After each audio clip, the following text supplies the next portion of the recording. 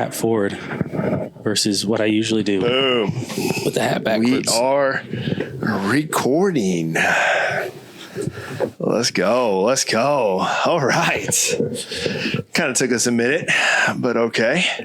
It's your fault. No, it's not my fault, dude. It's not my fault. Welcome. Oh, wait. Welcome. I'm sorry. No, we're good. Well, welcome, but I'm still going to text my wife now. I'm starting. Yeah, you got to take care of it. Household six. She's going to be like, really? Yeah, man. So, big week for you, yeah? Yeah. Oh my goodness. Yeah. Big week, right? I think you should share with everybody who's watching a big event. Oh man, I don't even know. I don't like talking about it. Dude, you should talk about it. Why? And I'll tell you right now, I wanted to go up and give a whole speech. I'll tell you right now. I had something already laid out. Oh, did you? But then I saw you had a major come in, and then I was like, all right, dude, first, this guy I'm assuming a mentor, someone is coming in. You know, I was like, okay, I'm not going to take any thunder from that. And then a lot of it, I was going to say, you kind of already hit on. And I'm like, I'm not going to regurgitate that because I was literally just going to go up and I'll share now.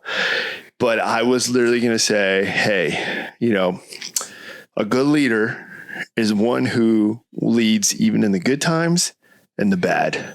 Yeah. And also is prepared and owns the results when they're good or bad. And it's through resilience is what makes that leader rise above, you know, and deal with those hardships. And I was going to say, and Sergeant Wilcox, you know, Q, however I know him, this is a man of resilience right here. And his family being here is a perfect sign of that and is an example of that. And this shows you the fact that he said he's getting promoted the same rank, not once, but twice. That shows resilience. Yeah. Because in my experience, leaders, normally soldiers just check out. Yeah. Literally, they go through a hard time, a hard situation, the odds, the book folds on them. And what do? They check out. You know, and then it's like, okay, hey, you're doing exactly what everybody expected you to do. Yeah. So why not do something different? And you were an example of that. Well, you know, it's funny. So yes, as I'm sure you all have all surmised. I didn't mean to spill the news. No, it's fine. I was going to do an episode on it, kind of more or less. Anyway, but yeah. So yes, I did get promoted back to staff sergeant. Let's go. And so for me, it's kind of one of those things like I knew it was going to happen because, you know, I needed to make it happen. You know, God willing, it was going to happen. So, hell yeah. But yeah, no, I don't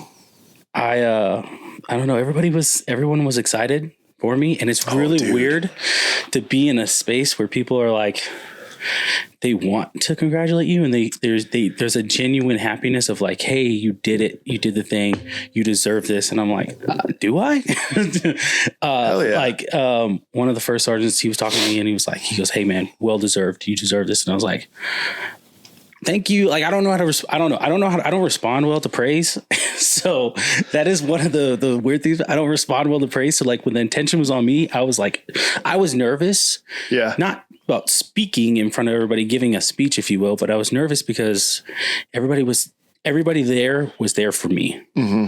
And whether they had to be there or they wanted to be there, and for most people is they wanted to be there. Oh yeah, and they were there for me, and I was pretty sure everybody was there for you. I was like, this is weird. No, dude, that's an example though, and no one, you know, it's funny you say that, but you know, any good leader, you know, that I've worked with, or a good leader, doesn't really do it for the praise or the accolades or the awards. They don't do it. In fact, the good leaders don't really even know how to handle that. It's just more of like, hey, wait, I'm getting an award for this? No, like keep it. I just did what I was supposed to. I'm just doing my job. Yeah. That's all. I'm just doing my duty. Isn't this what everybody else does? So.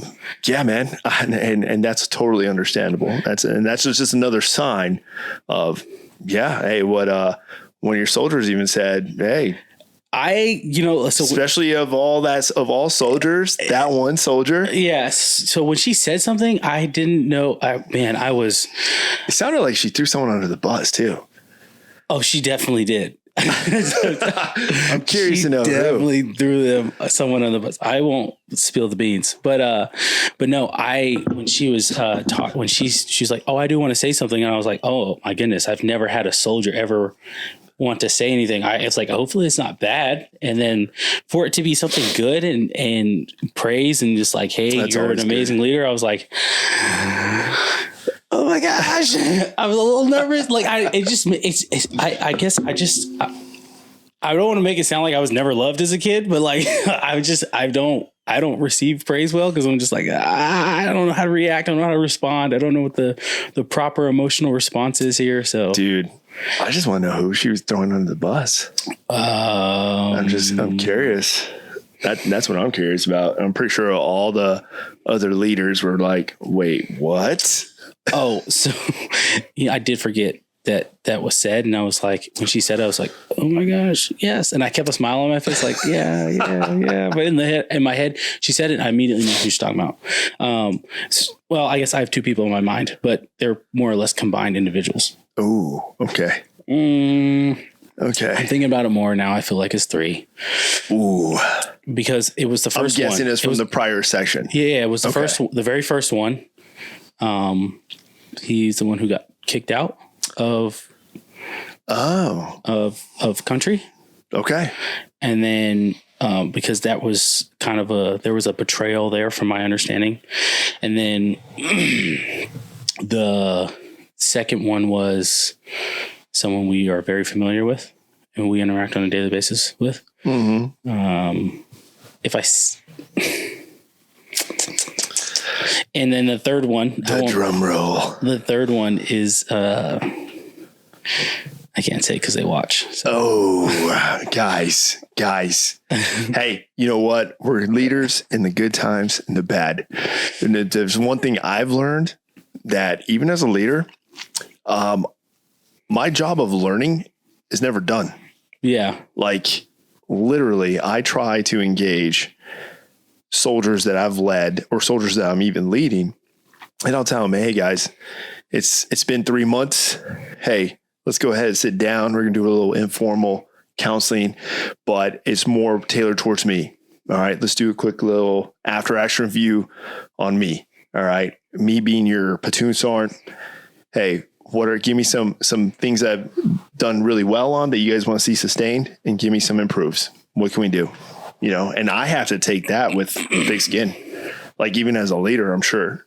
Well, I think I've never done that. But I definitely should do that. I should definitely incorporate that because I had a leader in the past, Sergeant First Class type, at a previous location that will be undisclosed. But everybody, all of my friends who I worked with, they know who I'm talking about. This individual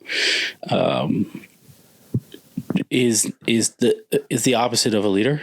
But believes themselves to be a leader. Ooh. So they are living in this facade that they are this extraordinary leader and everyone just appreciates them because everyone's lying to this individual's face. They're lying to this individual's face and they tell this individual what they want to hear.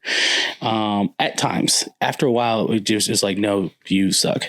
And you may be a Sergeant First Class and whatnot, but like, you need to hear this because no one has obviously ever told you that you suck and you need to improve. Dude. But this person had been in for so long, they're stuck in their ways and they were trying to make 8. And everyone was aware from the top down that this individual is probably never going to see 8 or might see 8 only because if a war came. So if a person gets promoted because of war, then you just know they were one of the last few options. Dude, there. You know, and I get asked this all the time, but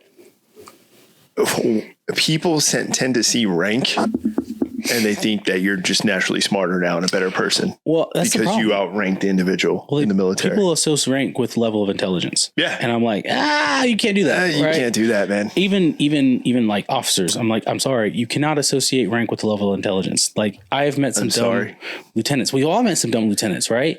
But like even then, and this is what I tell even the soldiers, like, so there's a soldier that he's 28, 29 years old. Yep. Right. So he's same age as I am. And I'm actually, it's both of the E's in the CF. So one's 28 and one's 29, same age, one's older, right? They're both technically older than me, but I'm a leader to them. And I had a conversation with them. I told them, I said, hey man, you may be older than me, but understand something. If someone says you're dumb, right? If someone says you're stupid, and now there's context, obviously add context, whatever situation we're in, we're not bullying people in the Army.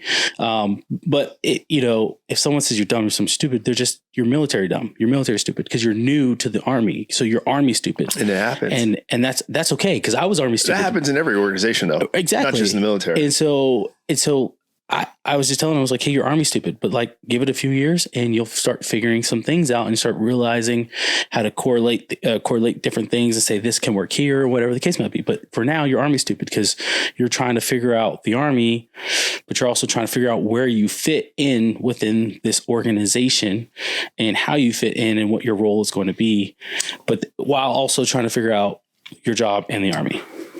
And so it's very difficult, but they're not stupid individuals, but they're new to an organization. And they have to figure it out.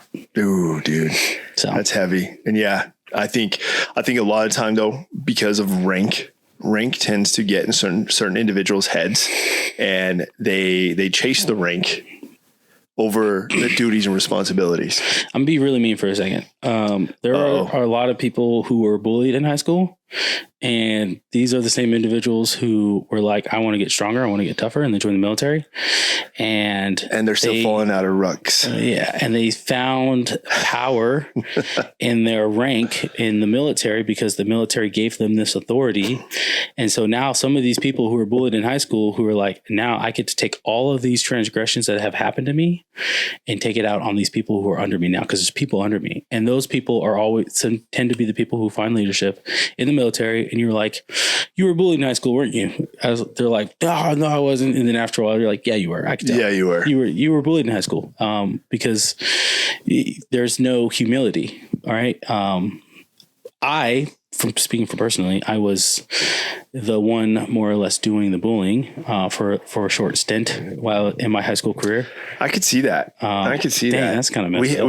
Hey, I don't mean to interrupt, guys. By the way, we also have tonight in this episode, we also have a special civilian liaison, as you would say. It's funny, he's pointing. One of our astounding producers who's not on camera, but you will occasionally hear her voice, and a professional here in the civilian sector as well. And so she'll throw some influence every now and then, and feel free, you can chime in at any time, especially if you agree with me that he definitely has the perception of a possible bully in his younger days. No, I was a bully. There's no possibility. I was a bully. You can believe that. I didn't get that vibe. Could you believe that? I didn't get that vibe. I mean, I can believe it. I didn't get that vibe. See, because here's the thing. I see different personalities in my students, and there's some of them where you'll go half the year and you'll hear something and be like, no, not her, not him. So your teachers probably knew you were a bully, or you were going to be a bully before you even knew one. Sometimes it's not who you think. And then you're like, they tricked you. You always feel like they tricked you. You're like, oh my God, I thought you were. So that's one thing though. That's a whole other thing. Those are those kids who are teachers' pets, and then you find out they're like, they didn't pull Sarah's hair. No, they didn't punch her in the nose. Not a teacher's pet. Well, just like they have different personalities. They have the school personality, and then they have the social personality, and you don't see the social personality. So they're crazy. Sure. Yes. So you don't see the social personality because they're so, well behaved in school, and, they say all the right things and do all the right things. And you're like, no, I can't see. You can't see them in that situation. But then you'll witness it. We'll go out at recess. Or you see them outside of school or something. You're like, oh, they might have done that. Man, you're kind of an asshole. Yeah. No, so so truthfully, I was more of a bully in the sense, and every time I say this, there's one incident that comes to my head. There's two incidents come to my head, but I was angry. You know what I mean? I was angry. And Well, I mean, makes sense. Not at people, not or indirect. I guess I was mad at people, but I was angry at myself, and I was angry at life, and I was angry at basketball because I wanted to be this. Believe it or not, like many other people, I wanted to play in the NBA. I had dreams, aspirations. I know, right? Listen, I had a basketball frame when I was in high school. Bro, let's go. Let's go. Let's go. Let's go. Whoa. Whoa. Listen. I saw that. Really? Really? Let's hey, we're talking about you here, all right? Yeah. So yeah, I was. I protected people from bullies. Sure. That was my job. That was. I'm finding that very hard to believe. I feel like you were the one. I'm mad offended. You guys seriously don't. Okay. Listen. I'm speaking from experience. This is what's going to be my main point. And when people who tend to be bullies, when in their younger years and they get older and they realize what they did was wrong, there's a sense of humility behind it and why they do and act the way they do. True. So I say that because there's a sense of humility behind you.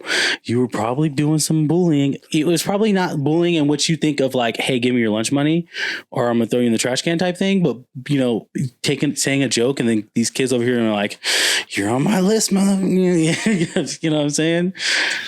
Would you agree? Because I'm about to correct this. Correct. Okay, you correct it, and then I'll tell you straight up. I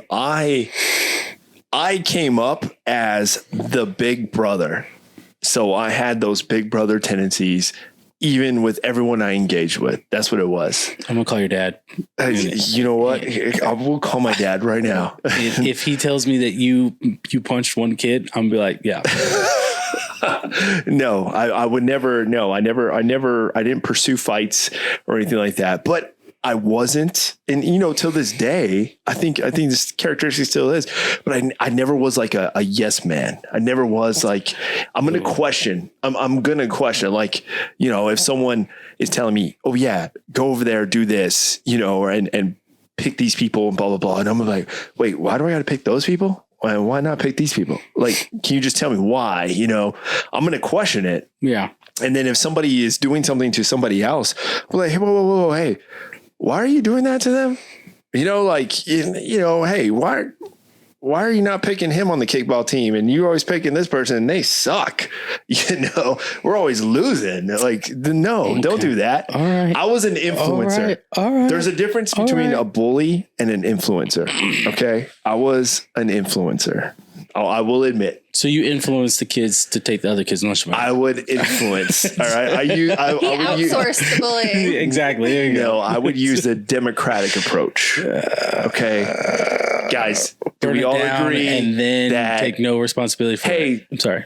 Hey, team, do we all agree that Charles is not really good at kickball, right? Okay. So why do we keep picking him first? Because we keep losing. It's group bullying. Okay, so now you're just recruiting other people to bully this one individual. Hey, and you're let's all agree that this kid sucks and we don't want him.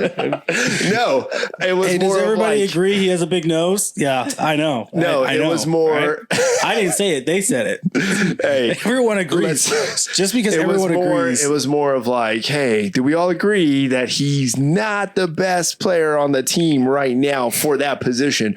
But we can find another position for him. So let's go ahead and pick him third instead of first. You're trying to tell me that you're having these conversations in elementary school? This is when I'm a little kid. You were having in elementary school. I don't think it sounded that way. That doesn't sound elementary school. I think it sounded more of like, hey, Josiah sucks. And I don't want him on my team. Yeah, I don't want him on my team. Have you seen his Pokemon cards? So you're the kid that's like, hey, I'm the most athletic one here. So like Josiah sucks. So if you want me on your team, I'm not playing with Josiah. And everyone's like, well, I want Gabe on my team. Okay, so dude. I'm going to. At least, okay, so tell us how you were a bully. Poking holes in your argument about how you weren't a bully because, And he wants to change the subject. Yeah. I wasn't a bully. Okay, hey, for the record, I was not a bully. All right. Then again, this feared me. This was like 20 years ago for him. So Yes, and bullies feared me. They still do. You were the bully of bullies. They still do. Yeah, you were the kingpin. And now I go after foreign bullies. Yeah. Okay. We don't even know. I'm not going to comment on it because.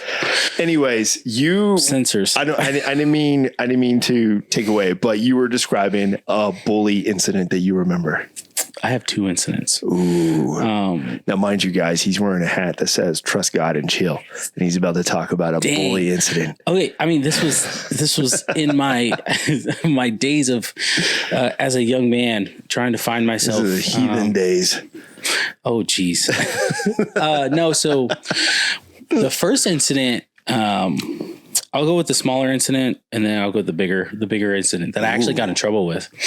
I don't know. I don't know who I was telling the story to. Anyway, so this kid, I don't remember this kid's name, and he was a skinny little white kid who was like, he had the long hair. When I growing up, it was like the skater hair. You had the hair in your face, and I didn't understand it, but you know, whatever. He was a skinny, wore skinny jeans, sagged his pants. I didn't understand the concept, but anyway, he did it, and that's who he was. And he's a cool dude to this day. He's a great dad from what I see on his Facebook post. And I remember going to history class, and I was just in a bad mood, and I was like walking around, and he said something to me, and he had a group of kids or other group of boys around him, and I was like, you know what? I don't want you to feel like you have the power and the control right now. So I walked up to him and I poked him in the forehead. And I was like, yo, I don't know who you're talking to right now, but I was like, I will fold you. And this was junior, senior year. I don't remember. And I was on a small, I mean, for high school, I was definitely I was probably one of the strongest kids there. What? How big was your high school? It was, I mean, fairly big, but how big was your graduating class? I came from a small high school. That's why I know. I don't remember how big it was. Big. I mean, I graduated in the Cardinal Stadium, so we didn't fill out the whole stadium, but I graduated in the Cardinal Stadium. Were you like a 4A school or a 3A school? Great question. I have no idea. Damn. I didn't pay attention to that. Well, so you were an athlete, dude. You see, these are the things. This is why I didn't go to college and play basketball, because I couldn't even tell you about what my high school was. I should look that up though. It's not important because it changed now. So when I was going there, I was the first 4-year class to graduate. That makes sense. So like, the first class to graduate was in 2012, and the second class to graduate was 2013, which is when I graduated. So, but we were the first we went there. We were the first set of students who actually attended that school for 4 years and graduated. Okay. The ones before us, they had only attended the school for 3 years. So the sophomore, junior, senior, and then they graduated. So their freshman year, they were somewhere else. But, anyway, that's not important. I poked this kid in the forehead, and I was like, you know, I'll fold you type of thing. And he kind of just like stared at me like, okay, why? And I didn't have an answer and a response. And I was like, and then I poked him in the chest. I was like, he was like, back up, get away from me. And all these people are like, kind of looking around at me like I'm insane. And then I remember a few weeks afterwards getting not bullied, but getting made fun of for poking a kid in the chest and like, oh yeah, I'm going to fight you. And you got made fun because I poked him in the chest. You don't because you poked a kid in the chest. You don't poke people in the chest and then say you're going to fight them. It's a more of a weak man. Grew up a different dude. Well, you didn't make fun of the dude who's poking kids in the chest. Well, I'm not going to lie. This was Arizona. Okay. This was not, California, or in your case, maybe New Mexico. That's right. Which is lowrider capital. I said this last time. It's a shitty state. Lowrider capital. Do not go to New Mexico. Watch that. New Mexico is. Watch it. Go to New Mexico. I'm not going to lie to you. Best chili you're ever going to have in your whole life. I'm not going to lie to you. If Mexico invaded and they took New Mexico, I wouldn't fight. I would be like, you can have it. See, but you're not taking Arizona or Texas, so I go after that bully. Definitely though. Not Texas. Definitely not Texas. I would go after that bully. You would go after me? No, I'd go after that bully who's trying to take over New Mexico. I'm gonna do whatever I can to protect the innocent. Why? What is in New Mexico? Life minus white sands. What is in New Mexico? American life, Chile, the land of enchantment. They should all. Just the land disperse. Of enchantment. It's a beautiful country, bro. You have to go explore New Mexico, man. Do you know? Not do you know your I-10. countries? Do you know your countries? It's definitely a state. Yeah, it is You a said it's a state. beautiful country. But I'm It's a saying it's state. beautiful country though. Like you go out there, the term country is Desert just is not gorgeous. desert country is out there. not gorgeous. Please do No, not sell a you lie. only know Do not the sell a desert. lie. You only know the desert. How do you? What do you mean? How do I Look up, know? dude. Google Lincoln National Forest. Just Google that. Google There's a Mesilla forest in Valley. New Mexico? Just yeah. Of Oh cactus? my gosh. Of cactus? You're What a is teacher. it? Will you please Of educate bushes? this guy? What do you mean? Just educate me. Seriously, New Mexico. Why can't, I mean, you're from there. Yeah. Defend your state, Yeah, guy. And I am. This is your fight. The land of This is your enchantment, fight. dude. Google Lincoln National Just because Forest. they say it's land of enchantment Google doesn't Chaco mean. Canyon, Santa Fe. Dude, hell, bro, seriously? Have you? You not only know it. convincing You only me. know it from one highway. What is Literally, that? You're judging it from one highway no. that passes through, and it passes through all the shitty parts. I've been and to it takes northern you New to Mexico. California. I've been to Albuquerque. I've been to northern New Mexico. Or My, it takes you. my uncle lives in you New probably Mexico. He lives in my driving to Arizona. You probably drove through Deming, definitely drove through Lordsburg. Deming, yeah. all those areas. Like, dude, that's a shitty area. I drove from Texas through New Mexico to get to Colorado. So I've driven So to your I will tell you beautiful this. parts of I will New tell Mexico. you this, dude. Go to I would. Hey, next 4-day pass. There's we're a taking Las bros trip. Vegas, New Mexico. I'm and I just taking them wanna- out there. Is it New Yeah, Mexico? there is. Yeah, it's Las Vegas, There New is Mexico. a Las Vegas, and New it's Mexico. like 10 miles long. And I just think to myself, like, whose It's a dumb idea mining was town. this? It's a mining town. Oh, is it? Old historic mining town. Oh. Yes. Las Vegas is an old mining town. There's even a D2, Division 2 college there. In Las Vegas, New Mexico. Yep. I believe, what is it? Western New Mexico? Yeah, Western New I've Mexico. been there and there is nothing there. Dude, it is a mining, it's a bunch of haunted buildings. Dude, Ghost Adventure's been there. I'm all right. Well, That's how famous it is. That's some demon stuff, and I'm not going there now. So I don't do ghosts and stuff. But if Ghost Adventures has been there, you know that shit's on the map. So there you go. That's true. I rest my case. That's what you're gonna rest I your case rest on. my case. Ghost Adventures Go has to New been- Mexico. Ghost Adventures Go been to there, New so Mexico. therefore it is Travel. a legitimate state now. Eat the great food. Experience the great Yeah, culture. and then- Don't listen to what he's saying. Then live in the bathroom for the rest of your time No. there. So No, you will not. because you have bowels of steel now. If you eat chili in Arizona, you're going to go to the bathroom. That's for sure. Oh well, I don't recommend eating chili in Arizona. It's already hot in Arizona. You don't eat another hot object in Arizona. I wouldn't do that. So yeah, that was the first Good food. incident, and when I was bullying. Sorry, we went on a complete Yeah, derailment here. it happens. That was the first incident, but then the second incident, I didn't even know I was bullying. But I don't like telling the story because I had a counselor in the Army tell me I should have been arrested. So let me tell you the story first. There was this game in high school where I don't remember what led to it, but all I know is that if you lost, you got punched in the chest. And then like kids, they could hold you down. They will hold your arms and you get Was punched that in the game chest. called Smear the Q word? Did you ever play that game? I'm not going to say it in air, but Smear the Q word. We We used if to play it that was, game. I don't remember it You being. used to play that game and you're not a bully. No, all of see? us kids used to Yeah. play this. No, It's all we used to coming play this out. game. Like that's the kind of game we used to play as kids, like little kids. We used to literally play this game called Smear Yeah. the Q word. That's what it was called. And what we would do was all of us kids will line up and we kick a ball, and whoever got to the ball first was not the Q word, and then he has to peg somebody with the ball, but the last one to be pegged. But if you catch the ball, they're automatically the Q. Well, okay, so no, It's a weird game, but we used to play this game. I played normal games as a kid, but no, New Mexico, man. That was not- we were Yeah, that game's not a thing. not it is a anymore. Not anymore.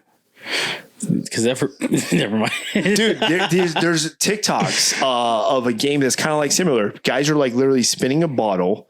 They like circle around they throw and the they egg? spin the bottle, and then or they pick up an egg, and whoever the bottle turns on, everybody else has to run, and the one that has to pick up the egg and go hit them.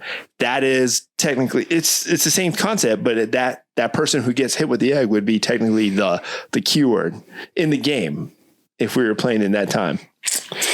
I It's the same definitely want style. to play that game with the egg. But anyway, not what he calls it. We are 'cause, ruthless. You know, it's New Mexico, and that's what they do. New down Mexico there. boys are ruthless. Remember that. I'm telling you, you're a bully. So no, so I don't remember the game. I don't forget what led up to the game. But in the end, if you lost, you got punched in the chest. Ooh. So and this sounds like a typical bullying situation. I'm not gonna lie. You know, in the bathroom during class, and play the game, and you know, he lost. So I was like, all right, man, it's time to get it. And he's a skinny little white kid. His name was Darian. Skinny little kid, man. Damn, skinny you still kid, man. know his name? Yeah, well, I Have mean, you hit him up? No. Is he on Facebook? I don't know. I'm Dude, not gonna look for him. Hey, let's hit him up right now. Shoot him a message. Why? I don't even know if he's on Facebook. Send him a Facebook message. You think we can find him?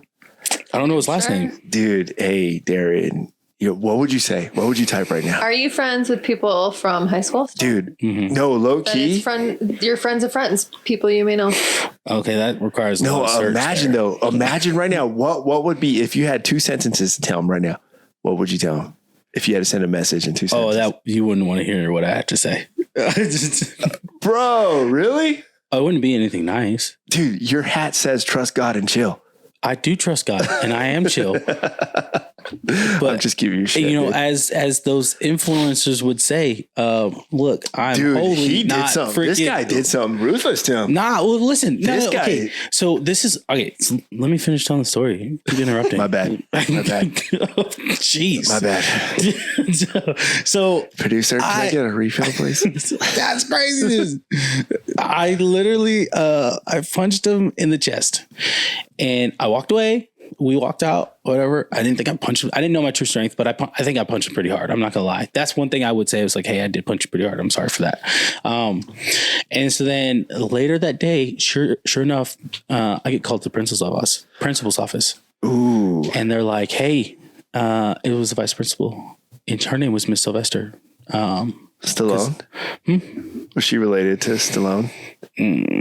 You know, I was a kid and I didn't put those two together. Sylvester. I should ask. Dude, I've never, first of all, when you meet someone, a female, and her last name's Sylvester. I mean, she was married, so. I know, but her daughter was in the high school with us. Dude. But her daughter was the goody two shoes. That just sounds like, really mean. That just sounds like a mean teacher or mean principal. Hey, Miss Sylvester. She was cool-ish. You know what I'm saying? Like, she was cool as far as the extent of like, she, you know, because her daughter was in the same grade as me. Yeah. You know, she had to have some sort of coolness because she didn't want to embarrass her daughter. But then she was cool to an extent because then she was like, I'm also the vice principal and I will ruin your life if I need to. So, so I go to her, I'm in her office and she was like, cause I get called there and she's like, hey, do you know why you're here? I was like, I didn't do anything today. Same concept of what I was telling the story last night. I was like, I didn't do anything. And she goes, are you sure? I was like, I'm 100% sure. I was like, I don't know why I'm here. I'm not going to lie to you. And I don't think I should be up here. So yeah. And she was like, I'm gonna need you to go sit outside. I need you to think about what you did. Cause she's a mom. So she knows all the tactics. And at the time I was like, all right, I guess we're going to be here for a while. Cause I don't know what I did. I was like, can't you just tell me what I did? And she's like, I'm not going to tell you. You know what you did. I was like, no, I don't. I didn't do anything. So I'm walking out of her office. She goes, go ahead and take a seat, Mr. Wilcox. And you reflect on what you did. And I look over into the conference room and who do I see? I see Darian.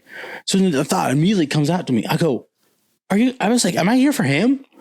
She goes, oh, so you remember what you did now? I was like, remember what I did? Dude, I was like, she's a little interrogator.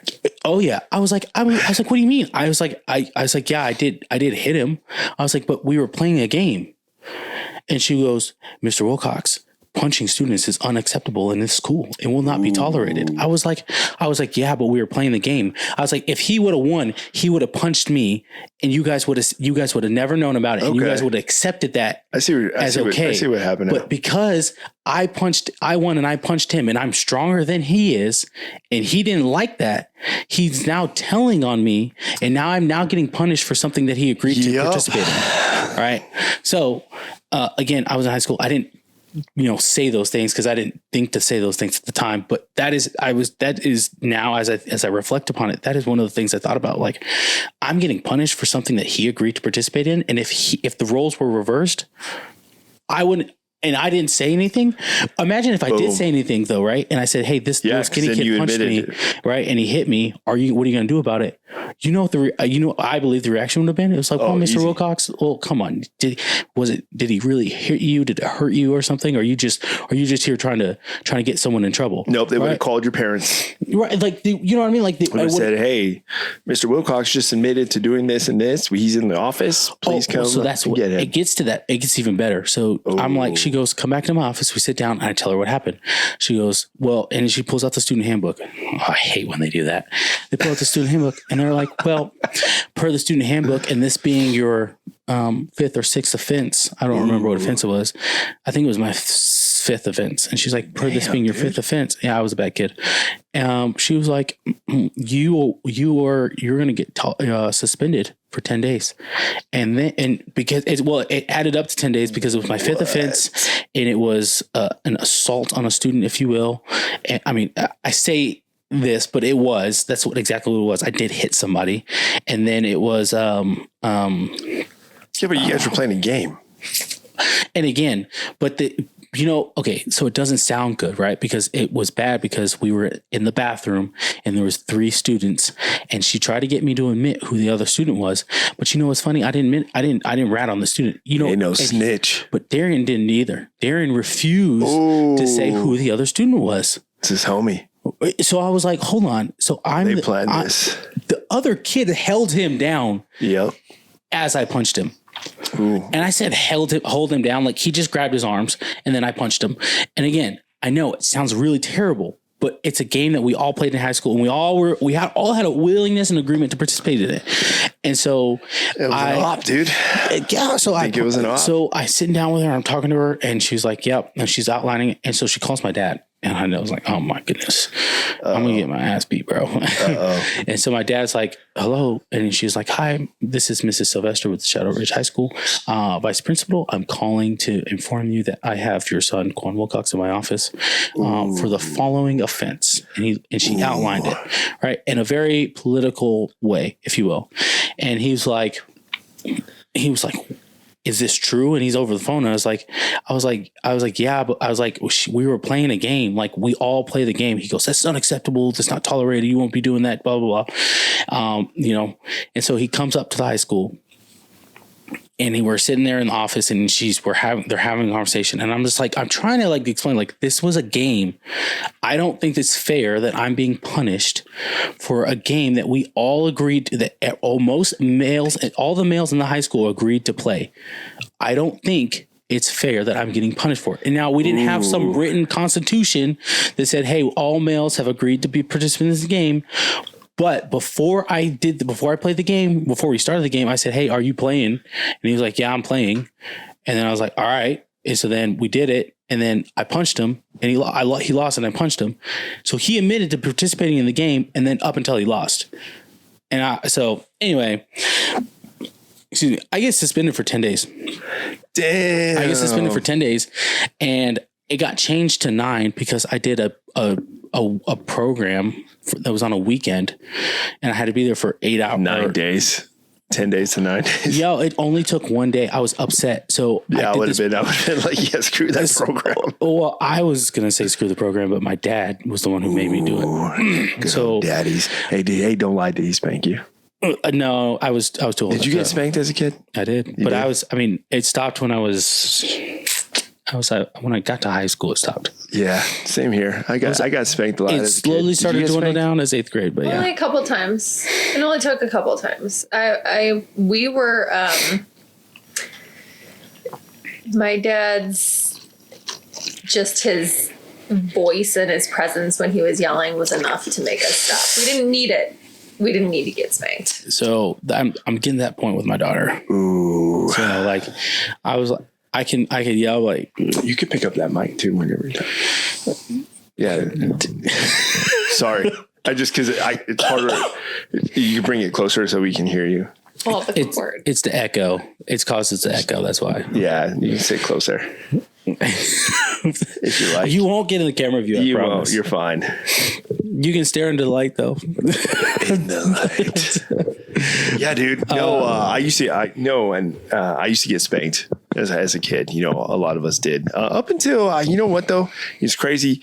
My youngest sister, and hey, Aaliyah, you know, I love you regardless, but I'm still your big brother. Because Aaliyah, because of the artist? Well, I guess you can say that. It's also a Hebrew name. But, yeah, dude, I found out my name is Hebrew. I didn't even realize that. But Gabriel's a Hebrew name. I didn't even realize that. Well, I mean, I think Gabriel's, isn't he one of the angels? Yeah, that's right. That's right. Remember that. Well, I mean, Michael's better, but anyway, go ahead. Anyways, that's a whole nother episode. No, but you could tell out of all my siblings, the ones who when we got that spanking growing up, and then the ones who didn't get the spanking growing up, the ones who just got the stern, you're grounded. Go to your room and think about what you did. You could see the separation just amongst my brothers and sisters. So that's why I ask, you know, given your upbringing, obviously, I take it was from a very stern and Christian upbringing. You know, I'm assuming, you know, your dad also didn't spare the rod, you know, when it came time to correct the child. Okay. So I will say this. And again, it's going to sound like my dad was beating me and my brother, but that's not what the case was. We definitely deserve to get our ass whooped at times. Most of the time, I'm not going to lie. And so he had, his stick was a PVC pipe that he had configured with. I like hearing about these. He built a handle on this PVC toys pipe. Of correction. And so then he had one under his bed and he had one that he kept in the car. Oh, let me tell you. Yeah, travel one. Oh my God. You know your boys are always getting in some shit if you got to come up with a travel one. Have you ever had the car stop, be pulled over, and he was like, oh, okay, yep, let's go. Get outside. And get your freaking butt whooped. Yeah, you know, like. And no, I haven't had that. Listen, I love my dad, and he didn't beat me. That's not the case. Y'all are just weak. So no, so but yeah, so he shows up to the school and he's having this conversation, and then basically it was in the middle of this conversation, she was like, well, do you feel bad for what you did? And I was like, honestly, no. I said, because I did say this. I was like, no. I was like, we were playing the game and I didn't think anything of it because he said he was playing the game too. And she goes, Mr. Wilcox, punching another student is not acceptable. And I was like, I understand that part of it, but I don't understand why I'm getting in trouble if he was playing the game too. Because again, my mind as a kid was, we were playing a game. My intentions weren't bad. My intentions weren't malicious. My intentions were, we were playing a game. Right. And yet it involved a physical violence, if you will. Yeah. But my intentions were, we were playing a game and he agreed to play the game. And so it was all fun and games. And it wasn't like I maliciously punched him and was like, yeah, and remember the name. You know what I mean? Like, no, it was like I punched him, was like, damn, bro. I was like, hey, you all right though? Like, good. I even asked him afterwards. He was like, yeah, yeah, I'm good, man. I'm good. And so I got suspended for 10 days, and then I had to do like a in-school counseling group, if you will, for bad students. Did he punch you too? No, because he lost. So like the game, I don't remember what the game was. I wish I remembered. I really do, because it would make complete sense. I have to ask my brother if he remembers. But if you lost, you got punched in the chest, and then it would require like 3 to 4 students, because then whoever was playing, if you lost, the 2 students or 1 student could hold your hands back and you would have to get punched in the chest. Now, everyone was had the same understanding. The goal is not to freaking damage anybody's body here. It's just it's a punch, but it's not like you don't need to be like hold back and just like, it was like, no, like a boom, and that's it. Whatever. That was it. It was just a game. But obviously adults, they see it differently. They didn't see it that way. Yeah. And so I got suspended for 10 days. I'm sorry. That was the point I was making. We're having this conversation, and she was like, well, you need to take these 10 days to reflect. And I was like, well, when I get back, he'll get what's coming to him. And she was like, oh, are we adding threatening to our list of charges, if you will? And I was like, no. Cause she starts scrolling through the handbook. And I was like, I'm just simply saying that God will punish him when the time comes. And they're like, well, explain more on that. I was like, no, I'm good. Cause I could already tell you want more. You want to add more. You want me to be in trouble. You are looking for me to be in trouble at this point. You want me to be in trouble. Yeah, she's setting you up. Man. And so I was like, nope, that's all I'm going to say, and, my dad wanted to expand on the conversation. I was like, nope, I'm good. Because I meant what I said, like initially I was like, I was upset. I was pissed because I was like, I want to have a conversation with him. Like, I was like, can I talk to him? She's like, no, you cannot talk to him. You have assaulted a student. You cannot talk to the victim. And I was like, oh man, I was so upset. I was so upset. Damn, dude. Right? I think you guys need to reach out. I think you need to reach out. No, right? Because I was upset that you willingly, you participated up until you didn't like getting hit. And I'm just curious. I'm curious to know what he's doing in life right now. That's what I'm curious. Aren't you curious too? Like, I'm curious. Obviously, with that kind of upbringing, it's like, dude, hey, what are you doing in life right now? I don't care. Watch him be like a sergeant major or something. He's not in the military. I can tell you right now, he's not in the military. Well, then watch him be like a most Wall of the Street. kids. He's not. Maybe he's not that smart. Well, at least when I knew him, he wasn't that smart. But sure, I'm sure most people would say that about me too. That could have been a turning point for him right there. You probably learned it was a turning point for you and a turning point for him. Well, he avoided me for the rest of the high school. Ooh. Right, because he knew. Because when there was one point where he tried to come talk to me, and he was like, "Hey, man, I didn't mean anything." I was like, "Nah, bro." I say, "Listen, if I see you again and you come over and talk to me again, just know it's not going to end well for you." So I highly recommend that you. I was like, I highly recommend you find the other side of the hallway very quickly. But then after a week, I forgot. You were a bully. I forgot about. 100%. I was. I said that. Did I not admit that? I said I was a bully. I acknowledged that I was a bully in high school. You were. And then I joined the Army, and I met bigger bullies. And I realized very quickly, there's a lot of bullies. I am a very small human being here.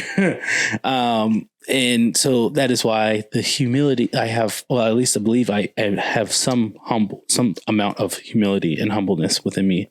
No, that's good. So that's very necessary. I don't like I said, I only have that because I was the guy who was, dishing it out, only because I was just angry at the world and I wanted to find a person to take it out on.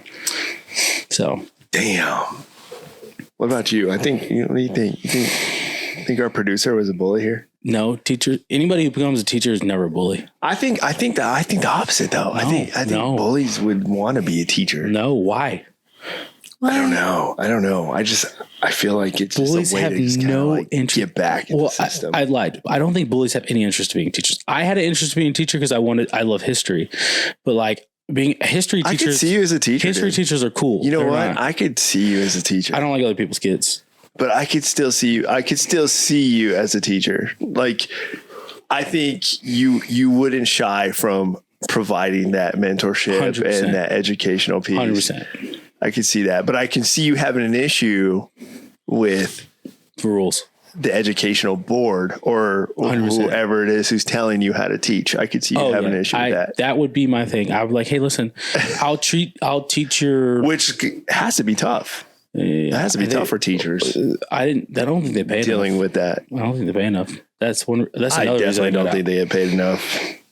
What do you think? For the hours they work. Are you rich over there?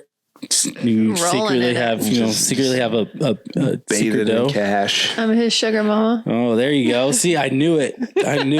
See, if you want to know how much Sergeant First Classes make in the military, just Google it and it'll tell you they make $40,000. That's it. Do you really? You don't make $40,000. That's it. I make less than that. You make 90. I make way less than that too. That's crazy. No, you don't. Yeah, I do. You ain't got a lie, Craig. Yeah, I do. You ain't got a lie. Look. Yeah, I do. They can Google how much you make. Google it. But don't forget to factor in my plasma donation. Oh, you get your volunteer hours? There you go. There you go. I'm kidding. No, but I don't think teachers make a lot. That's teachers.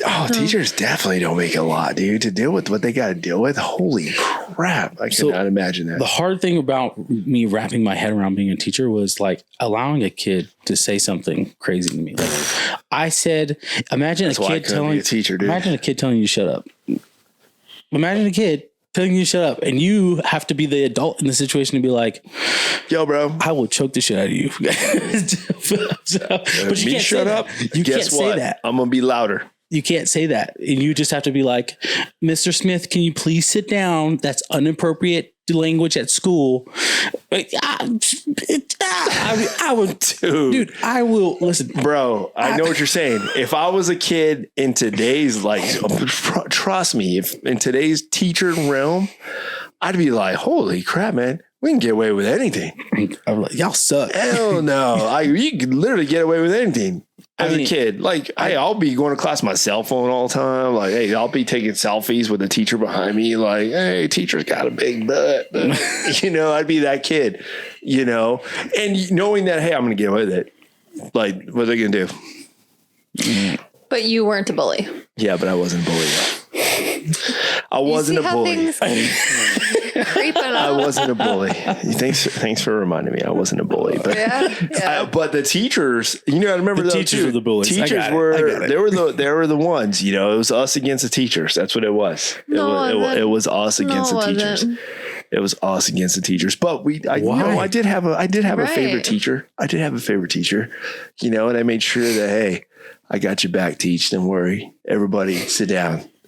Mm-hmm. I was that student. All right. I'm sorry.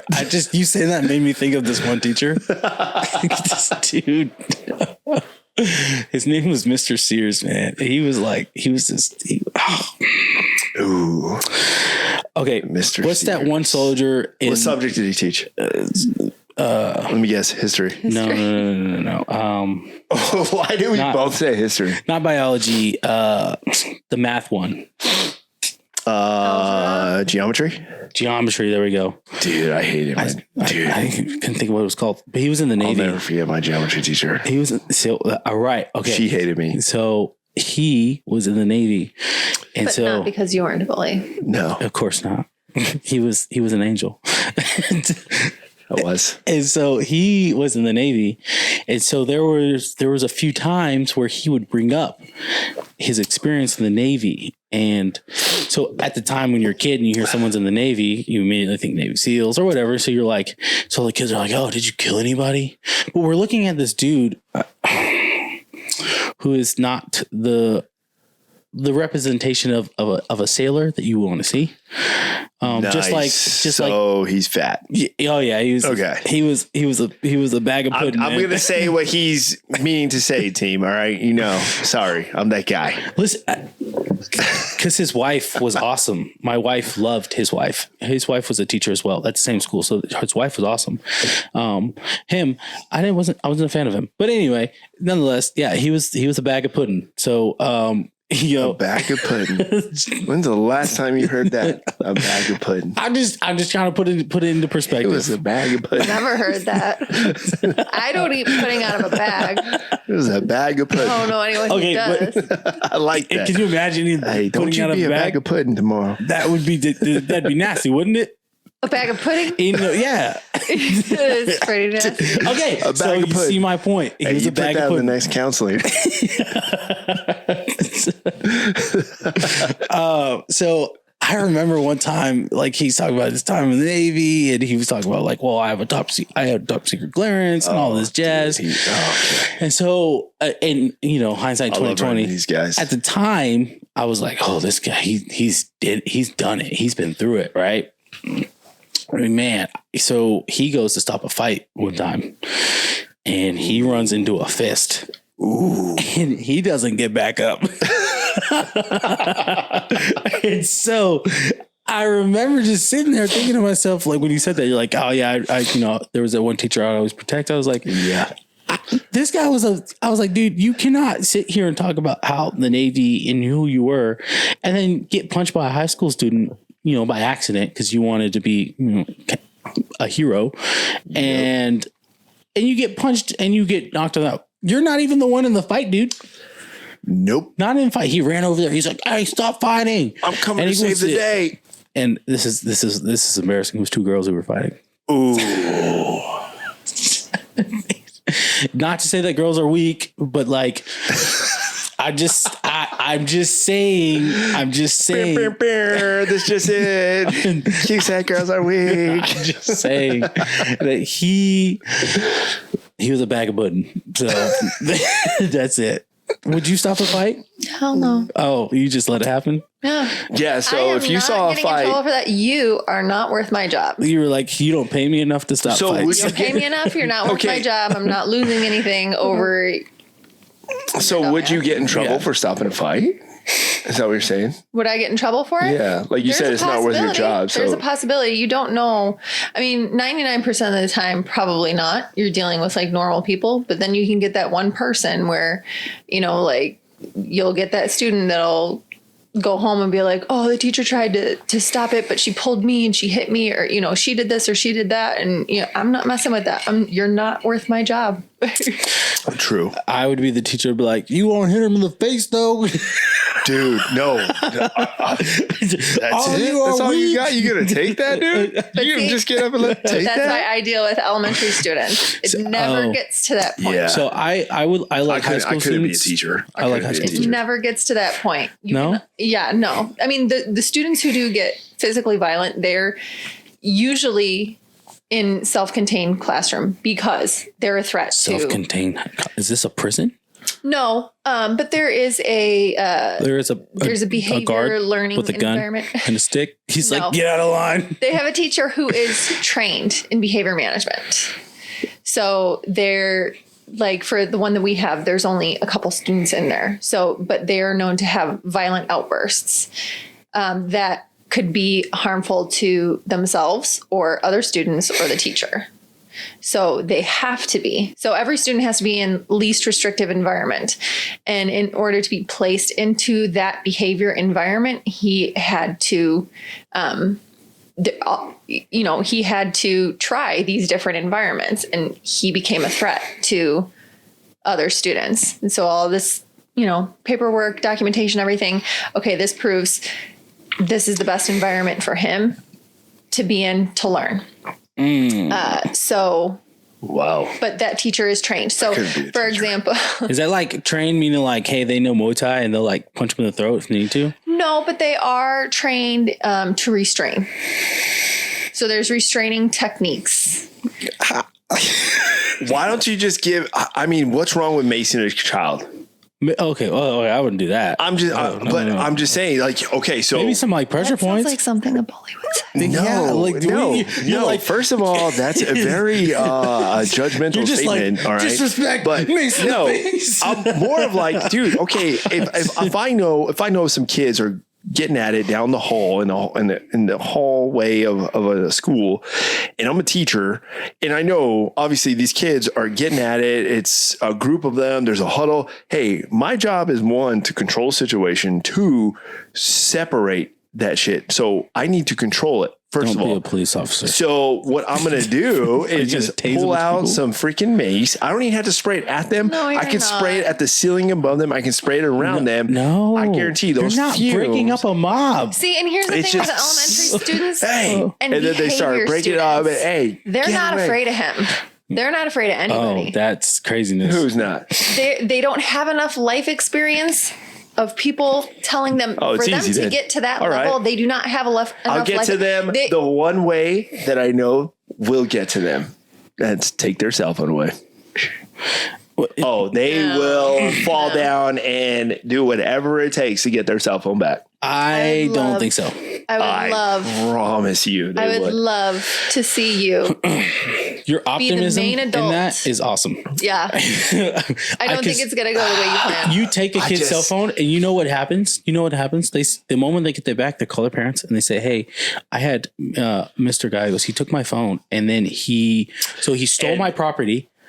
And then And here's what he I would snatched do. my property from me. And then on top of that, he withheld me from calling emergency services And then when what I felt I was in an would emergency. be like, oh yeah, let me show you what I recorded from my phone of why I took your kids' phones away. okay. And then I'll show them, be like, No, you see we're allowed this? to as long as we give it back. I'd So, be like, you see that? you are? Okay, yeah, so is we that can- your We son? can take it from them and hold it, like lock it in our desk or something. But then at the end of the day, we have to give it back. End of the day or class at the end of that class.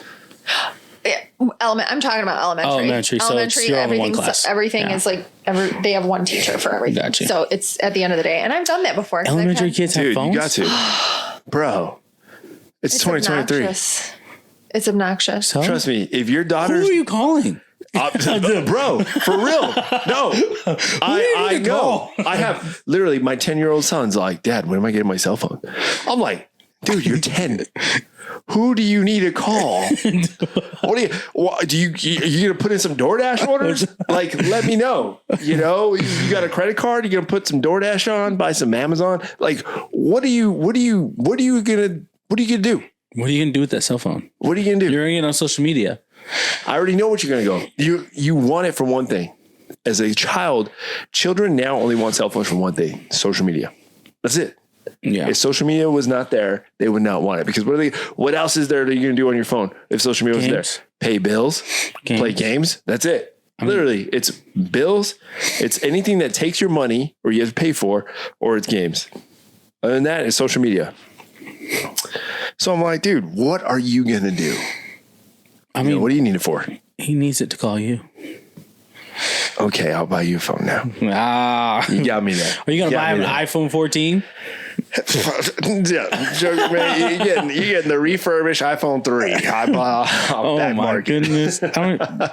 See, this is what we have a producer for, because there's no such thing as iPhone 3. Okay, iPhone 5. Okay, or the What 6. was the first iPhone? I didn't even know that. What was the first iPhone? There was no such thing as iPhone 3. There definitely Probably was. just iPhone. Can we Yeah, get it a was just an fact check? iPhone. But then what was the No. next one? It was iPhone. I guarantee there was a 2. There has to be a 2. How do you have a 15 without a 2? What do you, Like- they don't have a 15. They're at a 14 right now. They're about to release a 15 Why? because there's They money skip to numbers. be made, They skip dude. numbers though, There's money to be made. because they didn't have an iPhone 9. No, they go the X, the 10. That's the X.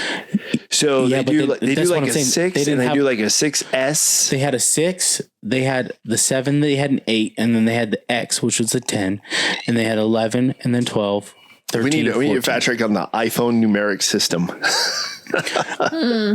The first numerical was 3. It went from iPhone, Dang. My bad. if I'm reading this correctly. So the first Hey. iPhone was 2007, He's doing push-ups right? That's 2007. crazy. on Tuesday. First time tells me all the time. I'm not. Anyway. And then 2008 was iPhone 3G. Bro, you can't trust everybody, all right? Trust and 2009 verify. was iPhone 3GS. 2010 was iPhone 4. 11 was 4S. Then 5S. 5S. 6 and 6 Plus. I had a 6 Plus. I had a 6S 6 plus. and 6S Plus. 7 and 7 Plus. 8 Plus. And then it starts counting. But it went iPhone They didn't have a 9. S. They didn't have a 9. They had a. No, they didn't have a 9 or a 10. Well, X isn't was the X 10. the 10? It's like Roman numeral for 10. Oh, that's stupid. That's the only Roman numeral they have. Steve Jobs knew what he was doing. Don't worry about it. 12, 13. Yeah. What did you say? I said Steve Jobs knew what What'd he you was doing. say? Dude, that was a very, that tone that you asked that. Hey, what'd you say? That was a very teacher moment. That was, that was. Yeah, that was. I was reading. I'm sorry. What did you? Not hearing correctly. I see, but that's why, like, kids, I don't know. I need to be able to be mean without, like. So let me ask you this, as a father, when are you going to allow your daughters to have a cell phone? I'm not gonna lie. Like, can come off very. I want you to be real though. I like think here, because obviously you're going to have your first initial stern father answer. But then you have to start thinking, okay, logistically and the time and the age we live in and the necessary factor that needs to be applied to that. Because honestly, we live in a time where phones are like necessary. Have you heard my answer? You said 8. Okay, dude. Sometimes I like to just finish my question. I'm just I gonna felt throw like the there. question was asked and answered. Okay. Onward. So here's why I Okay, say then. 8 though. Here's why I say 8 because at 8, she's gonna get her first gun and learn how to shoot a gun for the first time. So, Ooh, good call. if I'm going to allow her to shoot a gun, I should definitely allow her to have a cell phone. I should trust her to have a cell phone. Now, I'm not. She's gonna have the gun by herself, but like I don't. It's definitely a weird approach, but I understand that. I say a weird. I understand that. What I'm saying is, I guess I just wouldn't. I would feel like a hypocrite if I said, "Yeah, she's 8 years old. Time to learn how to shoot a gun." She's gonna be at 22, but learn how to shoot a gun. Yeah. And then her be like, "Can I have a cell phone?" And be like, "Nah, bro. Hey, Dad, do you want to go to the range this weekend? Absolutely. Can I have a cell phone? Nah, you're good." You know what I mean? Like conversations I've had in my head to say, like, all right, if I'm going to allow her to, learn how to shoot a gun at 8, then I need her to have a cell phone. So I told my son, I said, hey, when you give me a reason where you play sports, That's not fair. no, where you play sports and I know that you got to go to practice, you got scheduled events, you give me a reason where you have a place to be and a thing that you have to do, then yeah, we can coordinate and communicate through a cell phone. Other than that, there's no need for it. You go to school, you go home. There's no need for it. But give me a need. Go play football. You want to play football? You want to play soccer? Hey, do it. Because now you got to go places. You got to go practice. You got to go train. Well, he's becoming a little bit more independent with those things where he would need young children, they're with their parents. Yeah. Majority of the time, they don't need one. If you need to talk to somebody, you can use my phone. You can, text, whatever. That's what I said. Right. So you only need a phone. So give me a reason. Not with me. So where you're going to, So I have a question, and I don't want it to like scare you or anything, but it's not gonna scare me, dude. So like, school shootings are a thing now. So like, is that not a solid justification to say, hey, Dad, I need a phone because we live in a world that's at any time something could happen, and I need to be able to contact, my dad who's in the army, who could, who shot, Now, it's funny you say that because a couple Al Qaeda in the face or stuff. Yeah, no, dude, because it is a real thing. It was a real thing. The main thing is one, my son has to know how to react. I have taught him this. We talk about it all the time, because his school had a scare a couple months ago. His school had a scare. School had a scare where it was a child or someone started a fire in one of the boys' bathrooms and lit the trash on fire. Oh, I've had one of those. Yeah. And it created a big old commotion and set off the alarms. I mean, people were freaking out, and because it's some out of the ordinary. It wasn't planned or nothing, but I had to let him know that there you go. You see, that is that reality. I said, Mijo, you got to understand that you got to be prepared and ready, and you got to know what to do when the time comes. And that's my job. I want to make sure you understand and know what to do. Now granted, he's not going to, obviously in a situation like that, there's not much. Now, if they have a cell phone, yeah, that's literally, we live in a time where the cell phone, you call me. But at that point, after the cell phone call, then what? It's you throw the phone at the perpetrator. So that's where the reactions. I'm laughing, but I don't know. I don't know that's where the reactions come, because we're taught, even in our job, even in the military, you're not going to always have comms. True. So what are you going to do? What are you going to do? You better know what to do. Yeah, we have a plan. We have kind of and I want to make sure, and that same mindset though, I try to instill even in my son. Hey, have a plan. Yeah. Have a plan, dude. have a plan. Don't worry about it. So I have a question for you then. As a teacher, do you guys have like things in place to where you're like, if this were to happen, emergency situation, we gotta do A, B, and C? Yeah, we have protocol, lockdown protocol. There's thanks. I was just grabbing my glass. That's crazy because everyone can hear that, but go ahead. Be great. Well, now that you just pointed it out. I also can see you leaning over there, but yeah, you're just. I was grabbing my glass. Okay, anyways, protocol. We have protocol for what to do. My issue with that is now, well, there's different protocols. There's lockdown protocol, and then we have soft lockdowns as well. So meaning that there's just somebody, like we can, the outside areas, we're not letting anybody in and outside the building, but we can walk freely. Yeah. Just knowing that there is a kind of a threat outside. And then there's the regular lockdown where we lock down in the classrooms, and we have trainings on it every year on what we're supposed to do and not do. And my issue with this is now it has become a thing for so long that school shooters are sometimes students that have grown up with that protocol and they know the protocol. Yep. So they know how to get around it. I heard also too, at the same time, I heard recently, obviously there's been a bill passed, and at least for the state of Texas, and this is to me is a win, but they're having armed patrolmen as a hired position for the schools.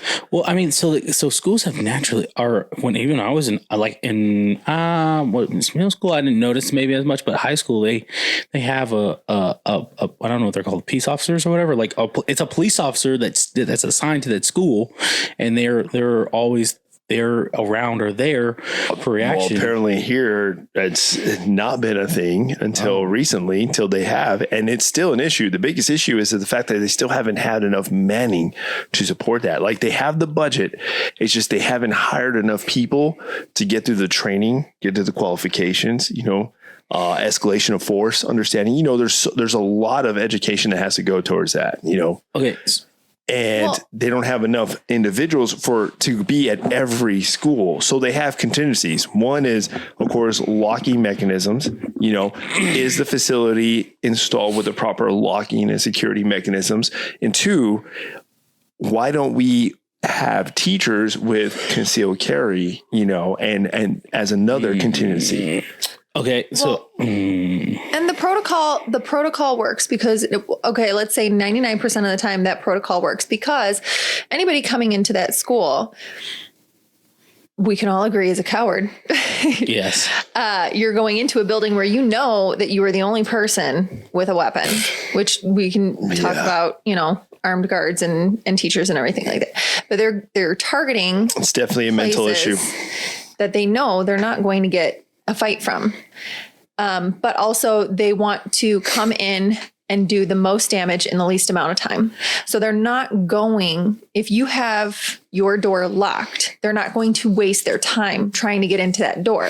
They're going to move on. They're going to move on and go to the cafeteria or go to, where they're finding easy, I hate to say it, but easy targets. They want to do the most damage in the least amount of time possible. So the protocol of where we are locking our doors and, essentially hiding, it works because they're not wasting their time trying to get into a door. Yeah. So I did have a question then, and this is for both of you. Ooh. So do you think that having teachers carry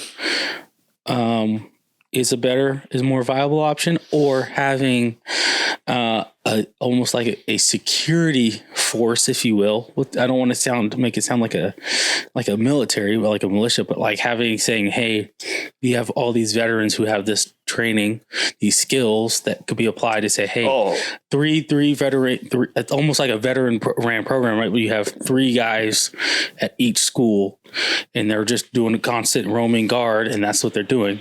But I have 2 questions. 1, which one do you think is more of a realistic option? And then 2, which one's less distracting for the students? So that's important as well, because you don't want you don't want to have something that's going to end up being more just being the focus, and that's distracting the students from what their purpose is, and which is to get an education. But if it's a public school, then I don't know what you're really getting. So I'll tell you from my opinion and my perspective, and experience, a bad guy with a gun is only stopped by a good guy with a gun. Yeah. That is literally the only way to eliminate that threat.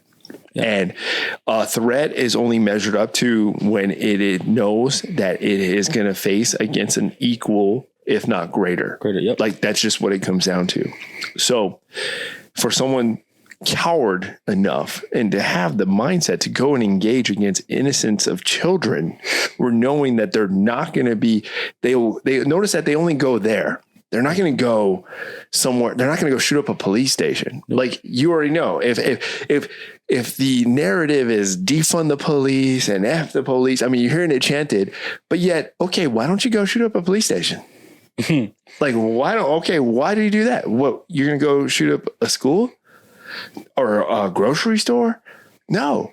Go shoot up a police station then. That's who you're trying to make the statement, but they won't, because they know there's an equal threat, if not greater. You won't. That's going to come back to you.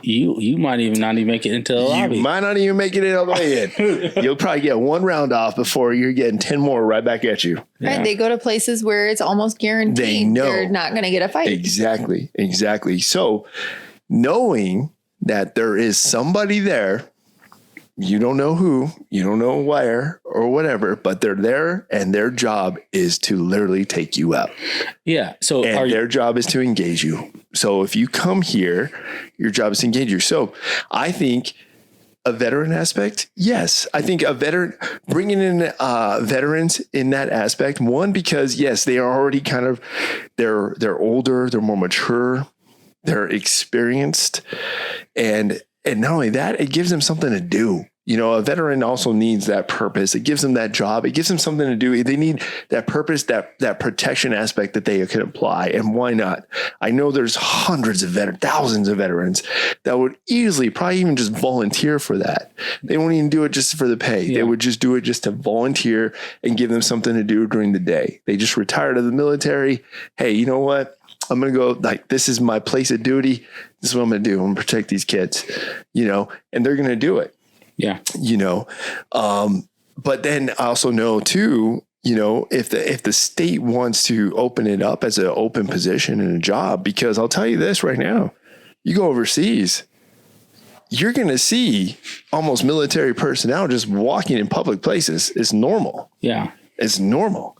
You go to a grocery store overseas, you see like military personnel, military uniforms walking around with a FAMAS or something. Mm-hmm. Of an assault rifle just chilling, like and normal. And then you'll see police also in a different uniform, if not an equivalent, just walking around normal.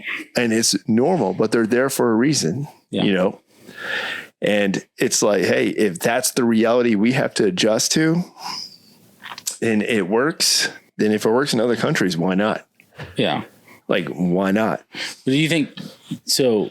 Okay, so with teachers, though, having a concealed carry, if all the students know that the teachers have the concealed carry, and I've gone down the rabbit hole in my own mind and having this argument, because I'll come back to the veteran one that I mentioned. But if teachers have a concealed carry and all the students know they have the concealed carry, all that perpetrator would have to do is take out the teacher. But they don't know if the other teachers aren't concealed carrying too. Like, it's going to be, because it's not a mandatory thing, but it's a concealed carry. You don't know. The teacher, honestly, if the teacher's doing their job, their experience, and their concealed carry, then they're not even going to, the student shouldn't even know. unless they're out there being immature, be like, hey, look what I got. Don't shirt flips up on accident. Don't start any shit today, kids. That did. And that's kind of my thing though. Like with teachers is, I'm not saying all teachers are inexperienced with firearms, but there has to be a level of experience that needs to be applied. And that's with concealed carry. And I think that's where the word work comes into, and you know what though, dude, I'll tell you straight up, this can also be applied even in law enforcement. I have a lot of friends who are cops, but during the whole George Floyd stuff, as that understanding of escalation of force, there's a lot of cops now that are just young kids. They just literally went to high school, young kids, never experienced real threats in their life. They're swiping on TikTok, having a good time. Next thing you know, they're like, hey, here's a good job. I'm going to go be a police officer. Oh, well, from my understanding, you can't be a cop until you're 21 because you can't hold a firearm until you're 21. Dude, you'd be surprised. I don't know. That's my understanding. I don't know each state, but I don't know. Yeah, but 21, dude. How many 21-year-olds here are I'm just saying. You're right. No, you're definitely right. They're just young kids, essentially. They're just young kids. We definitely, yeah. And they're young kids in critical situations.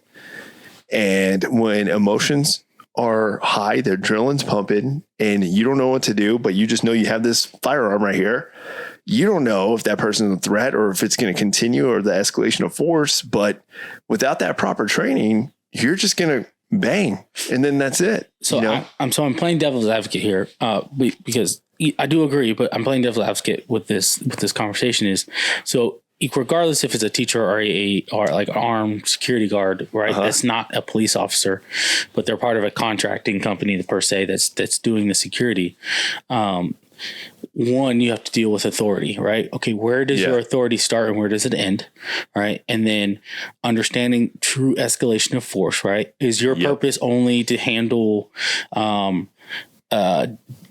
someone from the outside coming in, or do you handle disputes within the school, such as two students are fighting? No, I think whatnot, right? And I think that would be strictly there should be, in my opinion, there should be. If the governor of Texas were to put me in charge of this whole thing, I'd be like, sir, I got you.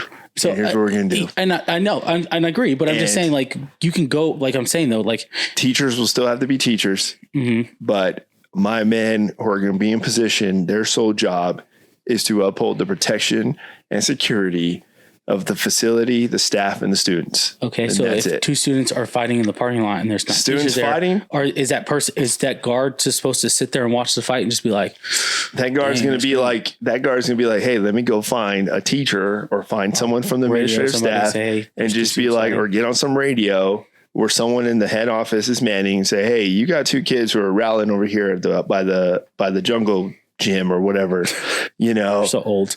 I don't call it the jungle gym anymore.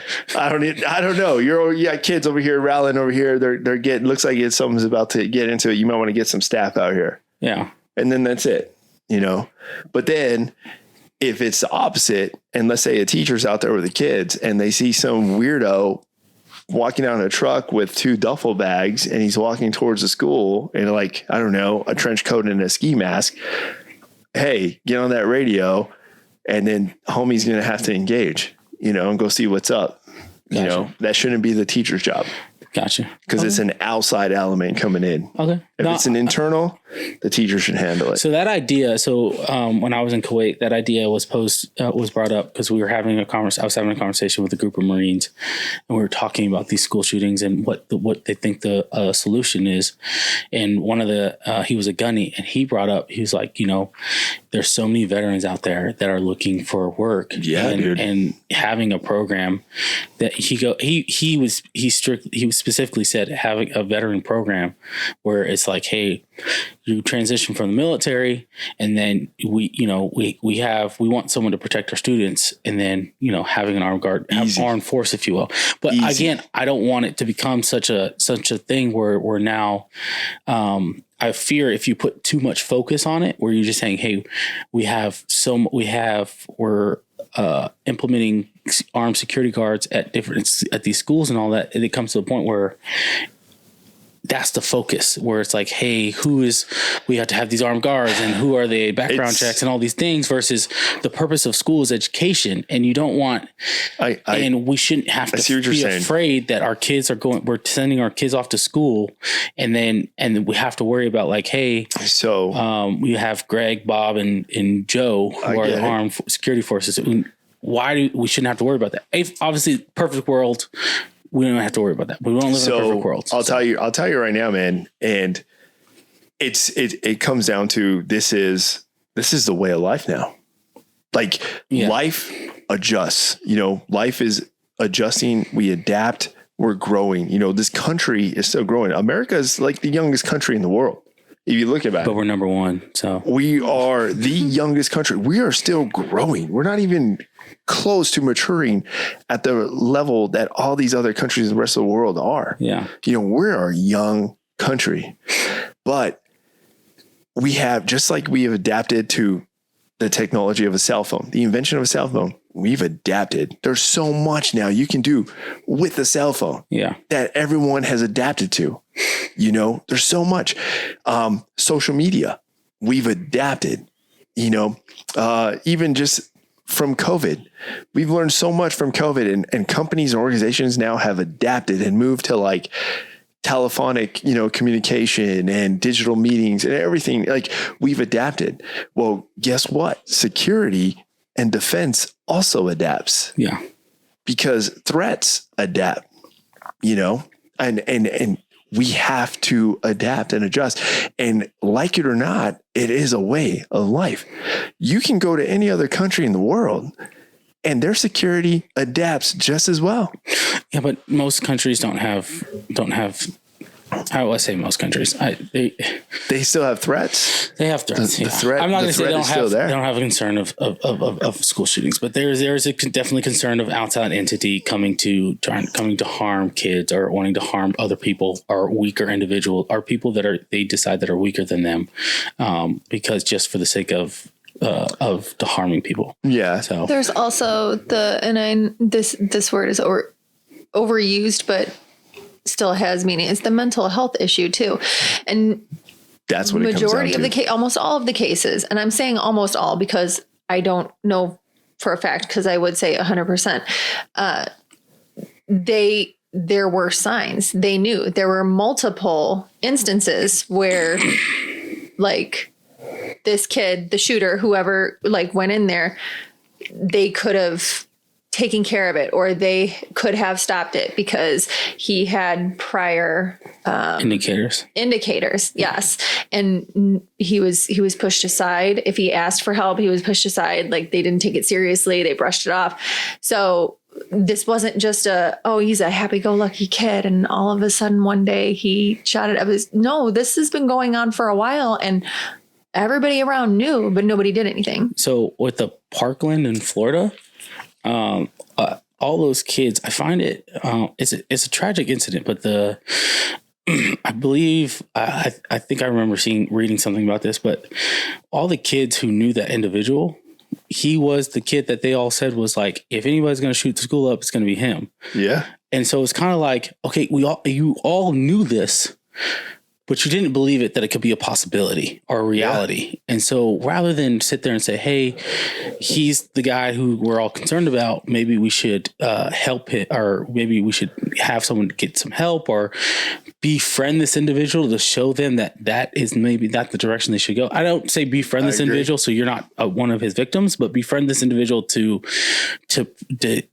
help build confidence. Because I think of what a lot of it can boil down to is the fact that it's confidence and not having all our friends, isolation. I'm not speaking from experience. I'm not a teacher, so I don't know, but I just from the outside looking in, it seems like a confidence thing where if this individual, if they're like a what's the word I'm looking for? Not famous, but like they're like the head athlete of the school. Most of the time, that kid's not going to shoot up the school. It's going to be the kid that's quiet, doesn't have a lot of friends. People tend to make fun of them and whatever the case might be.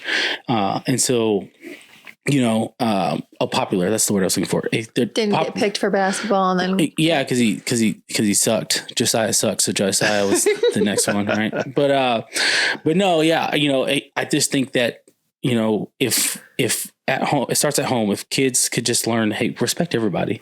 And you don't know this individual. You only know what you see. And we've all been taught growing up, don't judge a book by its cover.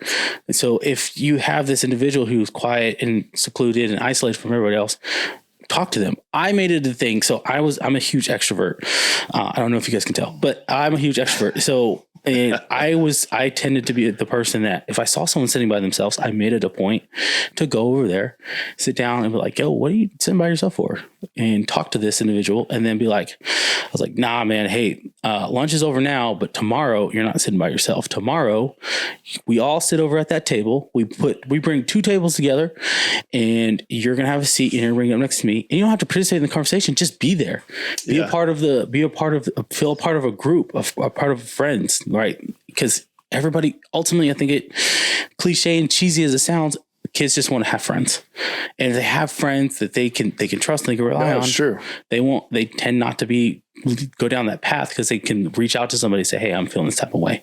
No, I totally agree. And you nailed it too. I think obviously the ultimate source of this is the mental state of the individual, you know, and yeah, there are signs, you know, I mean, I'm not trying to bring realistic perspective, but you're currently engaged in an individual right now who we both know. Yes. And imagine if we were to just write that individual off let them go day to day and just write them off and let them go and be like, oh, dude, just get through it.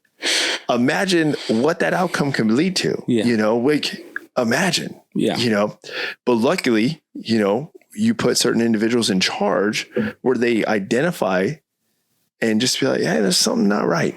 Something not right. Let's see. Let's go see a professional here. Yeah. You know? So I had a kid in high school and it was so weird because I had never been in a situation like this, but you know, it was my first class was algebra and I remember him sitting next to me and talking to me, and then we started having a conversation. And then he starts going down, telling me, he's like, yeah, I have a list. And I was like, you have a list of what? He's like, of all the kids who bullied me and wronged me. And I was like, oh, so what are you going to do with that list? And he was like, again, I was young and I feel terrible because I didn't know how to respond appropriately in the situation. But he basically said he had a gun in his backpack and he was it was going down today. And selfishly, my concern was like, am I on that list, dude? And he's like, nah, man. He goes, you're one of the only dudes that talks to me, that treats me respectfully. And he was like, whatever the case might be. Thanks for the candy. But I didn't believe him. So truthfully, I didn't believe him. And so I was just like, all right, whatever. Cause he didn't show me the gun. He didn't show me the list. Yeah. He just said these things. So I was just like, maybe he's just doing it for attention. I was like, he doesn't give the vibes off of that type of kid. He just, cause he hung out with the popular kids more than I did. So like, I was like, whatever. But I found out later in that day, man, our resource officer, who was an infantryman at one point, and he scooped that kid up. They came in, scooped the kid up, arrested him, and he never was seen again. So, that was a real situation for me. Cause I was like, I had a conversation with that kid and I didn't tell anybody. Cause I was like, oh my goodness, I had the responsibility to inform a teacher and inform an adult, but I didn't. Cause I didn't believe him. I didn't think it was true. That's crazy. But someone else had been told because he had told someone else. See, so he was in his next class. He told somebody else. So I bring that up because he said my brother was on there. What? And I was like, hey man, I told him straight up, I was like, hey man, listen, I was like, what did my brother do to you? And he was like, nah, man, he's disrespectful. He's blah, blah, blah. And I was like, hey man, that's not going to sit well with me. I'm not going to lie to you. I was like, if that's the case, I'm just gonna let you know now, I might have to intervene. And I didn't say might as if as a hypothetical. It was a definitely strong, like, I will intervene. And I'm gonna tell you right now, you won't make it very far. Ooh. I was like, we're friends, you know, I like you, but like, nah, bro. not my brother. No, I may be fighting with my brother, but like, understand, no, you're not going to get very far. But he told someone else in the next class, and like I said, he got scooped up, and then he was gone. And then I remember asking another student, they're like, yo, yeah, no, they came in the classroom, they grabbed his backpack, they grabbed him, and they didn't drag him out the classroom, but they escorted him out the classroom very physically, aggressively. There you go. There was like two officers who came in. There was a third one at the door, came in, and took him. Jeez, dude. So, man. Well, imagine lives were spared, dude. Yeah. And, but again, like I think about that and I was like, that could have been worse. And I didn't do anything.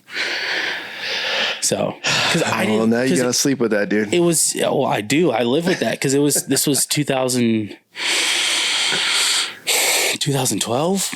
And so like but like there wasn't, in 2012, for my knowledge, you weren't hearing about school shootings. The school shooting that you heard about was the big one was Columbine. Yeah, Columbine was 99 or 2000. Yeah, that was. Yeah, you guys are older than me, so I wasn't there. That's when it was. I don't remember the date. I think it was 99. I don't remember the date exactly. I just remember the Matrix movie came out. Like it was after the Matrix movie came out. 99. It was 99. Because everybody was making a fuss at because they were walking around in trench coats and they compared it to the movie of the Matrix. Because those two kids showed up they showed up in they had trench coats on and they had pipe bombs. Yeah. So have you seen the movie? The Matrix? No, I know you've seen the Matrix, but the Columbine movie. No, there's a movie. There's a movie, and then there's a documentary / movie thing. I'll be real with you, man. I hate watching those kind of things. No, I do. I don't get me wrong. I don't say watch it because you want. I know it's tough for me because I put myself, and it's like, dude, oh God, I wish I was there. Like, you want to see because they showed the I'm sorry, I don't think it was a movie. It was a documentary. It was a documentary. Yeah.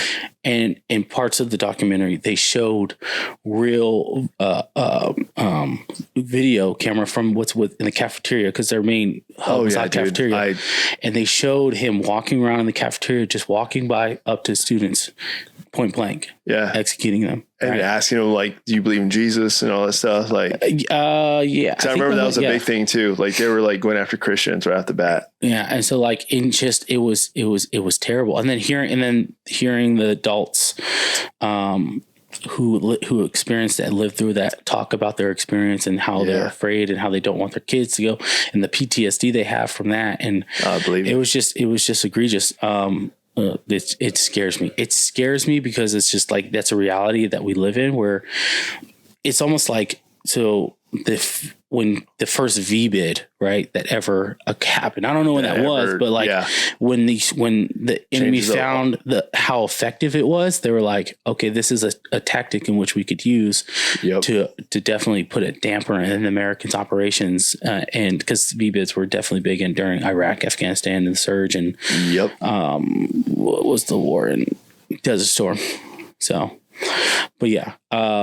It's just it's a scary world we live in, and protecting our kids is all we want to do. We want our kids to have a good life. We want our kids to have a better life than we grew up with. Oh yeah, we had growing up, and then to know that this is a reality that they potentially have to go through is a scary reality because you're just like, I don't want them to go through. I just want them to go to school, have friends.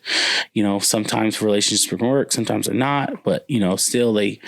It's just scary. It's just scary. So, yeah. Well, at least you're taking a hold of it, dude. That's all that matters. You take ownership as your role as a father. Boom. Make sure your kids are prepared, ready, know what to do, and know what to look for. That's the big thing. You gotta know what to look for. Body language. I tell people all the time, it's like, you said yourself, even as a child, you recognized it amongst that kid. That kid who had issues, and you could have hey, if kids got to know too, they got to know. Yeah. I think if they implement some training, for the kids, kind of like how we have like TARP briefs in the military. Hey, give some special threat briefs to the kids. So in school, we definitely did. Newcomers, welcome to the school. Hey, we're going to give you this brief from a professional here. teaches you indicators, what to look for when you do report this. Well, and I saw a video and it made so much sense to me. And they were like, I don't teach my kids to look out for strangers. I teach my kids to look out for strange behavior because, you know, like it's not the strangers that you really need to be looking for. And usually the people that hurt them are not strangers. Someone they know. It's somebody that they know. So they don't, she's like, I don't teach my kids to look out for strangers. I teach them to look out for strange behavior, and it can come from anybody. Yeah. Facts. What do you think the solution is? Because you said the core issue is the mental health aspect. And everyone loves to say, "Well, have them seek counseling, have them seek a mental health institution or whatever the case may be." Right. But like, I think it's getting to the point where those are, I'm not going to say they're not effective, but they're oversold as the solution. When is there an alternative solution to maybe not heal all mental health across the world, across the world, because we don't live in a utopia, but maybe help these individuals that need help? I mean, man, honestly, dude, and it's tough to say, but it's a true reality. It starts at home. Like in the end, it really does. It starts at home. Not everybody has a great home life. I know, and that's a problem. And we're seeing those effects. Like we're seeing the effects of not having that proper mentorship, that proper guidance, and most importantly, that proper like direction. And when shit goes wrong, when you're emotional, when you're not feeling a type of way, when you're struggling emotionally, and you like. Inflicting pain on somebody else is not the cure. And somebody in your life needs to show you that, that, hey, it's okay to fail. It's okay to do so. If something goes wrong, it's okay. It's okay. If there's a bad breakup, hey, it's okay. Dude, going and inflicting pain on other people, that's not going to resolve your issue. But here's a way that you can get through it. Yeah. You know why? Because I'm your father. I'm your mother. I'm here to ensure I'm going to guide you through this, Yeah. And that presence is what it comes down to, I would really like to do one of those Big Brother programs. Oh, dude. Because, there are kids out there that, that don't have that mentorship. Yeah, there's so many kids that have the mentorship. And they're growing by the numbers. So I follow this group on Facebook. It's like Big Brothers of San Antonio or something. Oh, nice. And because for a while, I definitely thought about being a part of it. And I still do think about being a part of it. I just due to time. It's just tough with your job. You're a husband, you're a father. I get it. Yeah. And so I can't devote a huge part of my time, even though I want to, and this might sound like an excuse, but like I unfortunately I can't devote a bunch of time to that and to these individuals like I want to, because, I want my kids to know that I care for them and I want to be that in their lives. And I spend time with them, because even with the thought of being a youth pastor, it scares me at times, because I don't want my kids to feel like you care more about those kids than you care about your own kids. Yeah, that can be tough. And so like, it's like, now like you're my priority in my life, but like also there are people who also count on me that need that guidance, that mentorship, but kids don't see it that way. They see it black and white. They're like, you either care about me, you don't. And from what I see, you don't care about me because you care about them more. Cause I don't know, it's 2:00. You get a call at 2:00 in the morning from them, and you're calling them, you answer and you're helping them out. But you get a call from 2:00 in the morning from me, and just, I'm getting yelled at, I'm getting berated, and it's trouble. Like, I don't feel like, you love me at the time. Yeah. But it's different. I can definitely see that. But it's different, right? Because as a parent, you're like, hey, I expect more from you. It's not from a perspective of like, oh yeah, well, it's from a perspective of you're my kid and I expect more from you, and I don't, that behavior is not acceptable. This is why I treat you different from them. But at the other side of it, it's like, I don't know. They just want love. Kids just want love. They want to feel loved, and they want to be loved, and I think there it is. to not have it, and to especially have a parent who could give you love and that you don't get it, and they feel like their love is being given to someone else. It's very hard for them to rationalize in their head, like why or how these other kids are getting more attention than them themselves. Ooh. So comes down to love. There you go. Yeah. That's what it easier comes down said to. than done. It is. Easier said than done. It is. I like the quote, man, I don't even know the quote, but there's a scene in a movie that Denzel Washington did. Mm-hmm. And gosh, what's the name of that movie? He did a movie, but it was a Broadway play originally. Okay. I think it's called Fences. I think that's the name of the movie. I think it's called Fences. Oh, with Denzel Washington. We did talk about this a couple episodes ago. Yeah. Yeah. And he literally just like tells him, like the son comes up to him and he's just like, you do this, why do you go to work every day? Why do you do this? And he said, why do you think I do it? And he said, the son says, 'cause you like me. And he says, 'cause I like you, I'm your father.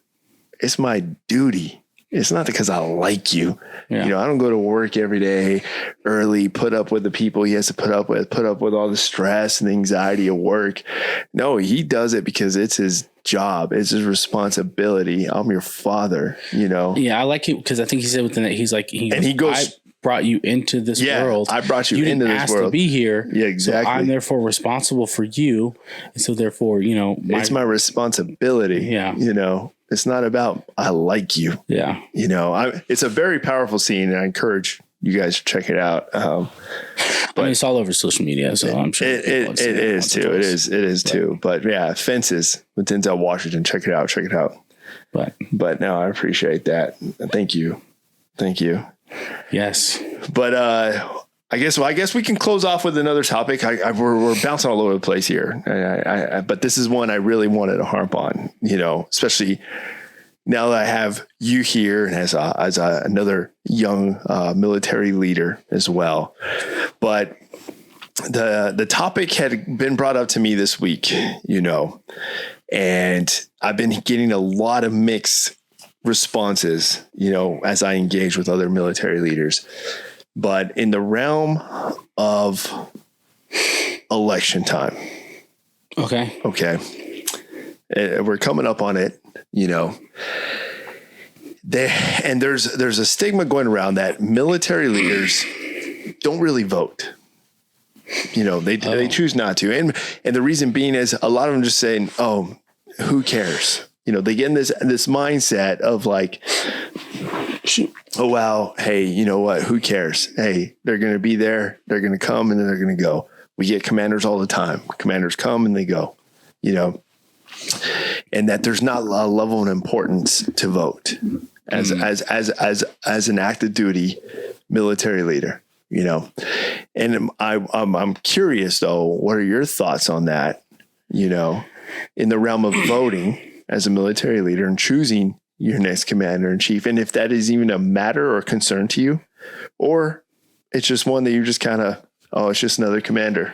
Well, I don't associate my vote to who I'm choosing my next commander in chief, because ultimately, I think that it boils down to we're still Americans. We're still a part of the country of the United States. Our roles and what we do associate us with the federal government and who the president of the United States is, because like you said, they are a commander in chief. So I don't prioritize that as like, this is who I'm choosing as my commander in chief. And so that's who I'm voting for. I associate it as an individual, right? And everything for me goes back to my kids. What do I want to see? What do I want for my family? Okay. What are the characteristics? I'm not super heavy on the characteristics of the person as per se, because my kids probably never meet this individual, but I'm focused on what do they offer and what are they bringing to the table to do for the country, because whatever happens within the country ultimately rolls over and affects the military. So society impacts the military, right? So if societal wise, if we have a president that is taking care of the society, our country and the civilians within the country, that impact will transfer over to the military. And that means we're also being taken care of. And so, that's how I think about it. I do think that, I now think that voting is important. I think I was telling you guys earlier, I didn't vote, and my first time voting was in 2020. And so,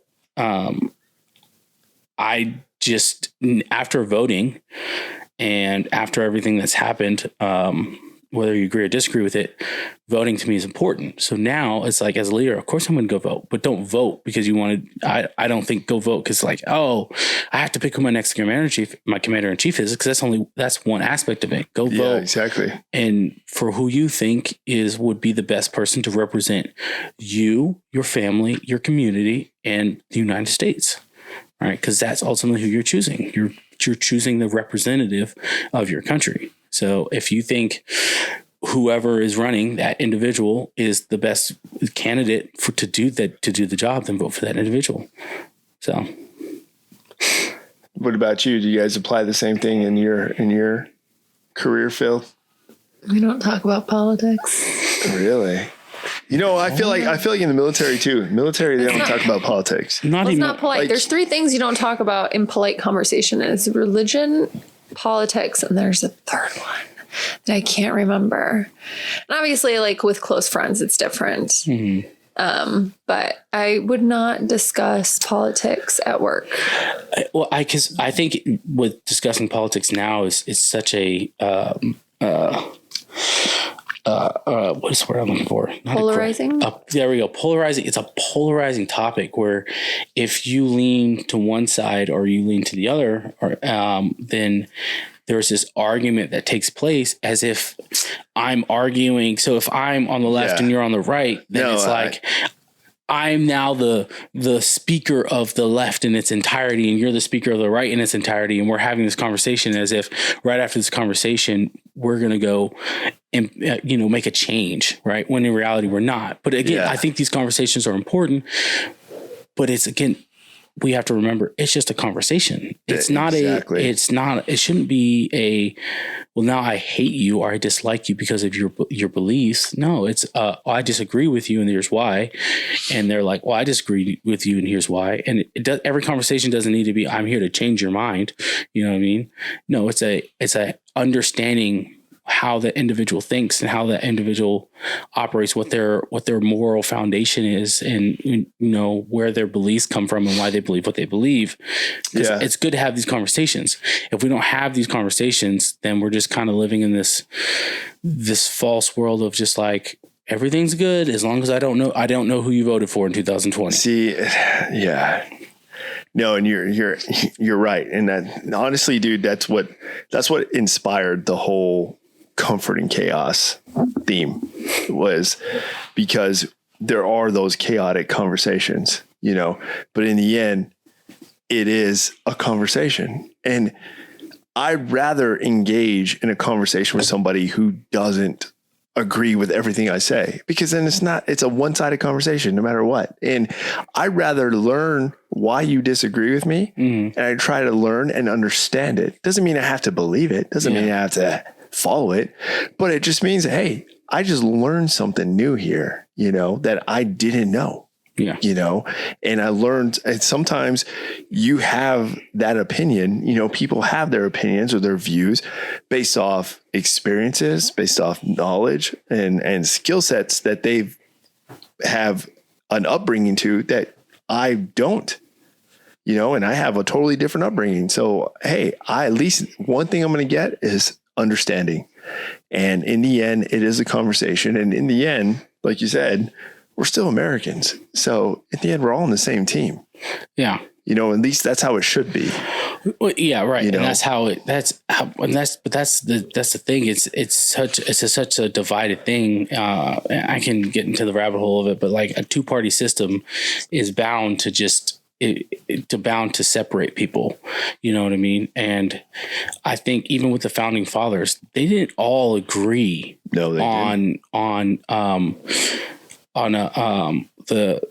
Declaration of Independence they all agreed on the formulating the Declaration of Independence, but even the Constitution, right? Didn't all agree of what was in the Constitution. No, they right? didn't. The Constitution was written several times. There's a number out there. I don't remember what the number is, but the Constitution was written more than once, right? So the Constitution that we have was one of many drafts that was presented. I agree. To it wasn't called Congress. It was called. I mean, it was Congress, but it was a small Continental Congress.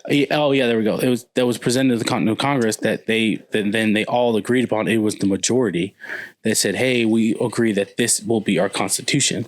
So we're in a nation that has never always completely agreed with on everything, but ultimately we have decided to say if the majority say yes to this or they say no to this, then this is what we will follow. Yeah.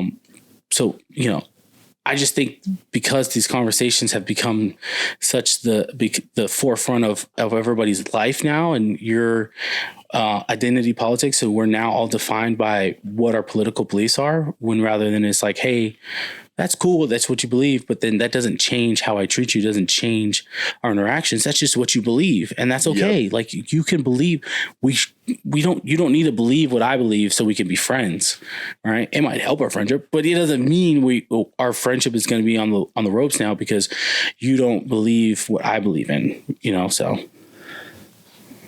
I agree. And I think the fact that, like what you said, though, we don't have these conversations, like that to me is the issue.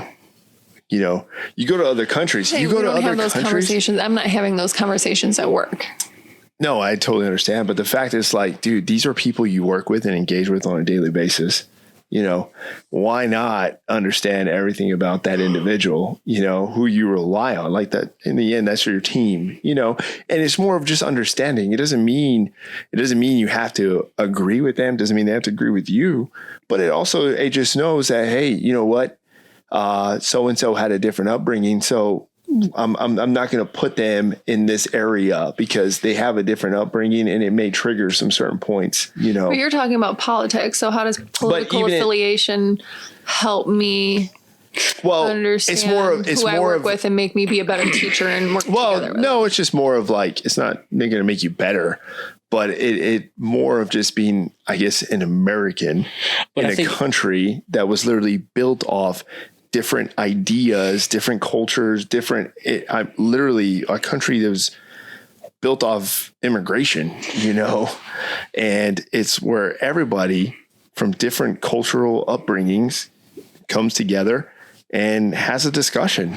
Yeah, but I don't think so. If, like, for us being in the military, it's important to us, if you will, because of that's who our commander in chief is. But for you, I as a teacher, though, it's not something that's at the forefront of your mind because the president doesn't impact tomorrow's lesson, right? Mm-hmm. So the vote happens on November 3rd. On November 4th, your curriculum is not changing because there's a new president, right? So but for us, right, but the administrative staff, okay, but you're talking about federal level, though. You're talking about, federal level. Again, federal level, for things to happen at the federal level to then impact a school district takes time.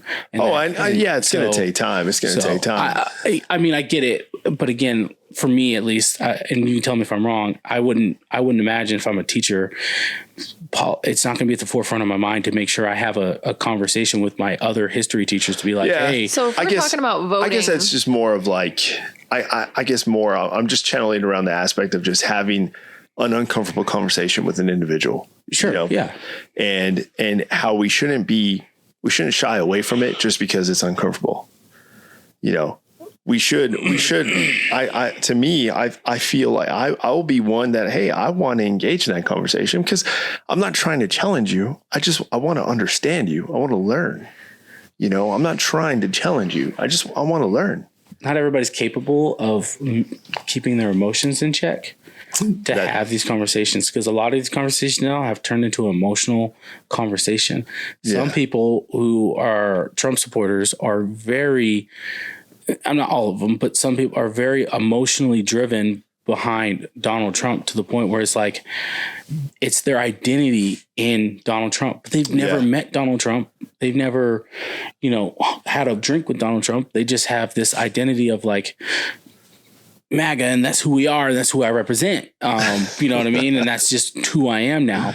When Bush was president, you didn't have people who were like almost like Bush lights. They're like, these are my Bush people, and we're all Bush, and we're all Obamas. And if you come in, or we're the Romney people. If you come in here with the wrong attitude, us Romney people will let you know. You know what I mean? Like, it's just so many. It's because I feel like a lot has to do with because so many people have their identity wrapped around their political ideology, when it's like, no, your political ideology and then your who you are as an individual should always be different. And it's just separated, not different, but separated to the point where you can say, politically, I believe this. However, as an individual or as who I am, I do believe this, right? And they can intertwine, but not necessarily both need to drive who you are as an individual, if that makes sense. No, it does. It makes plenty of sense. And you're absolutely right. I think now people just tend to cling on emotionally now, find some emotional attachment, and then they react naturally. They're like, people are defending these candidates as if like they're their best friends. Dude, I know. And it's like, hey, like, I don't need you to defend that person like that. I just need you to explain to me, what do you care about within a president, right? Do you care about the character, or do you care about policies? Which, in my opinion, we should care more about policies than we care about character. Yes. But a lot of people can't name a single policy. I don't need you to cite the policy number and say, hey, this is. I think I would disagree, because you're talking about like, if we're and I get what you're saying, but we're talking about they're doing their what is it called? Where they're making their speeches, campaigning. They're campaigning. How many policies do they say that they're going to do and then never do? 100%. No. But if you're choosing somebody based off of their character, or the character that you can display that you've seen, like, are they trustworthy? Are they, do they follow through with stuff like that? Like, I'd be more interested in, do they have a good character? Because all of them say, I'm going to do X, Y, and Z, and this is my policy. And none of them go through. Well, okay. And so for the last several elections, most people that ran, minus Donald Trump, have already been in politics previously. So they have a track record to say, hey, these are the policies in which they've believed and they've been a part of implementing within the country. So for me, when someone's talking about an alternative candidate that has been in politics for years, right? Yeah. It's like, okay, so what policies did they implement when they were a senator or when they were a governor or whatever the case may be? Like, Kamala Harris was a judge. I don't remember what actually she did, in a DA or somebody in California, right? And so her policies, the policies she was a part of implementing, and that she had a hand in, right? Some would say we're not great. You know, and I mean, when they were on the debate stage and Tulsi Gabbard called her out, you know what I mean? And it was like, oh, geez, you're right. Or she's definitely right. Or when even Tulsi Gabbard, as an example, she's been in Hawaii and she served time as a senator. I think it was a senator, and for some time. And so you can see some of the policies she implemented within Hawaii to be like, oh, okay, this is what you believe in. Right. And that's why I say policies. And so now, even with Donald Trump, he was the president for 4 years. So then you can see, based off his track record, okay, what policies did you implement when you were president to say, okay, is this somebody that I want representing me and the country, or do I want somebody else? Yeah. But one thing I would say is people forget that while you want to vote for an individual because what they're saying, what they say they're going to implementing fits your idea of what a president should be, this person who's a president cannot only think about Quan Wilcox. They have to think about you.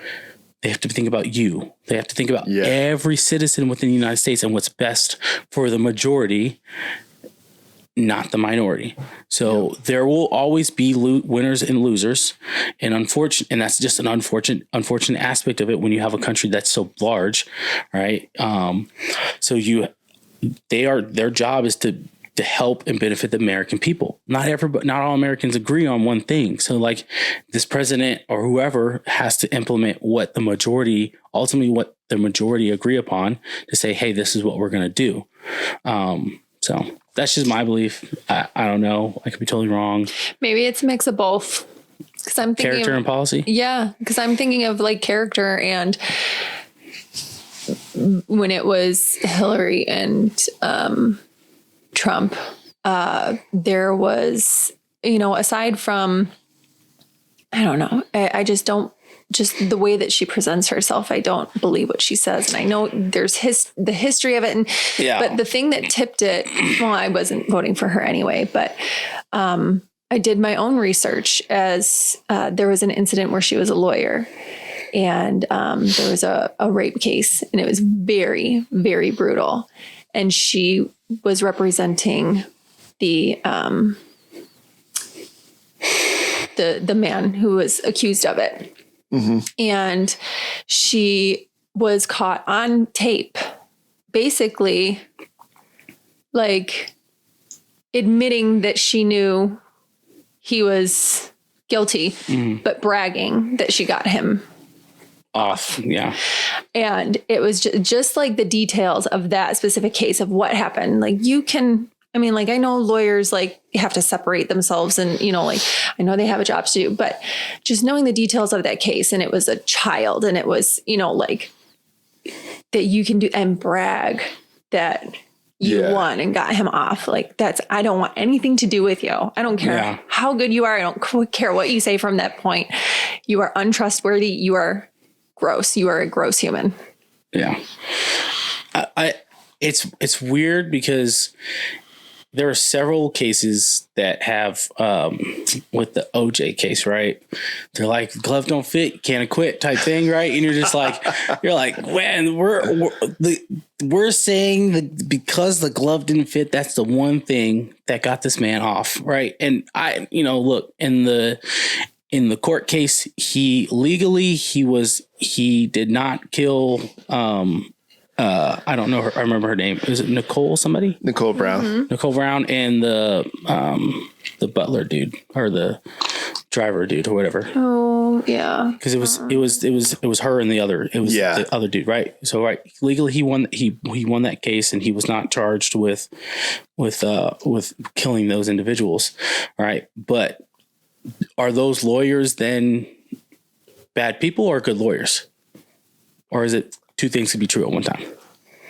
Right. Because in the case of what you're talking about, I completely agree with you. However, lawyers do have a job. They did what they were paid to do. They did what they were paid to do. They were good at it. And so it's debatable.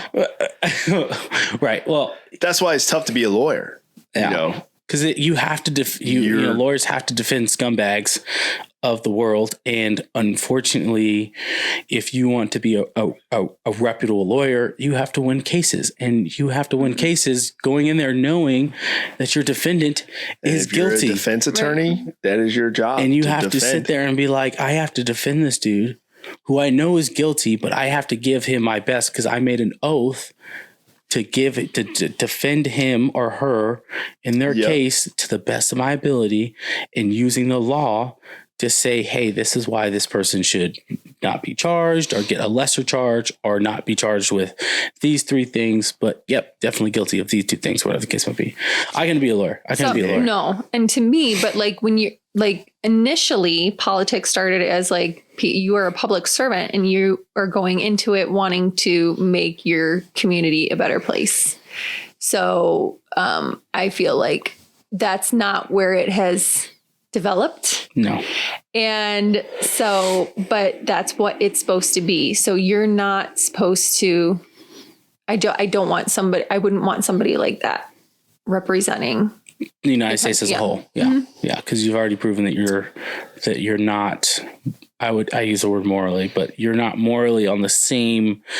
Mm-hmm. We're not on the same. You don't want what's best for people. You want what's best for you. Yeah. And yeah.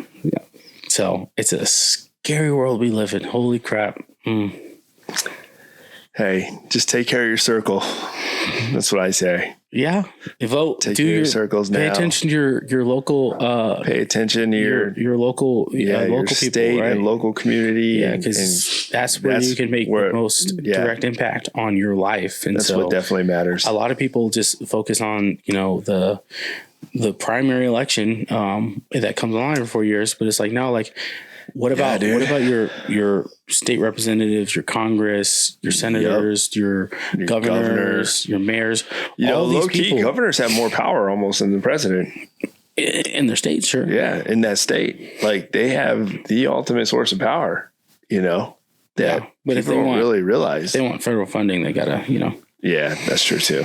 Kiss the ring, if you will. So that's true. Yeah, Hawaii's learning that right now.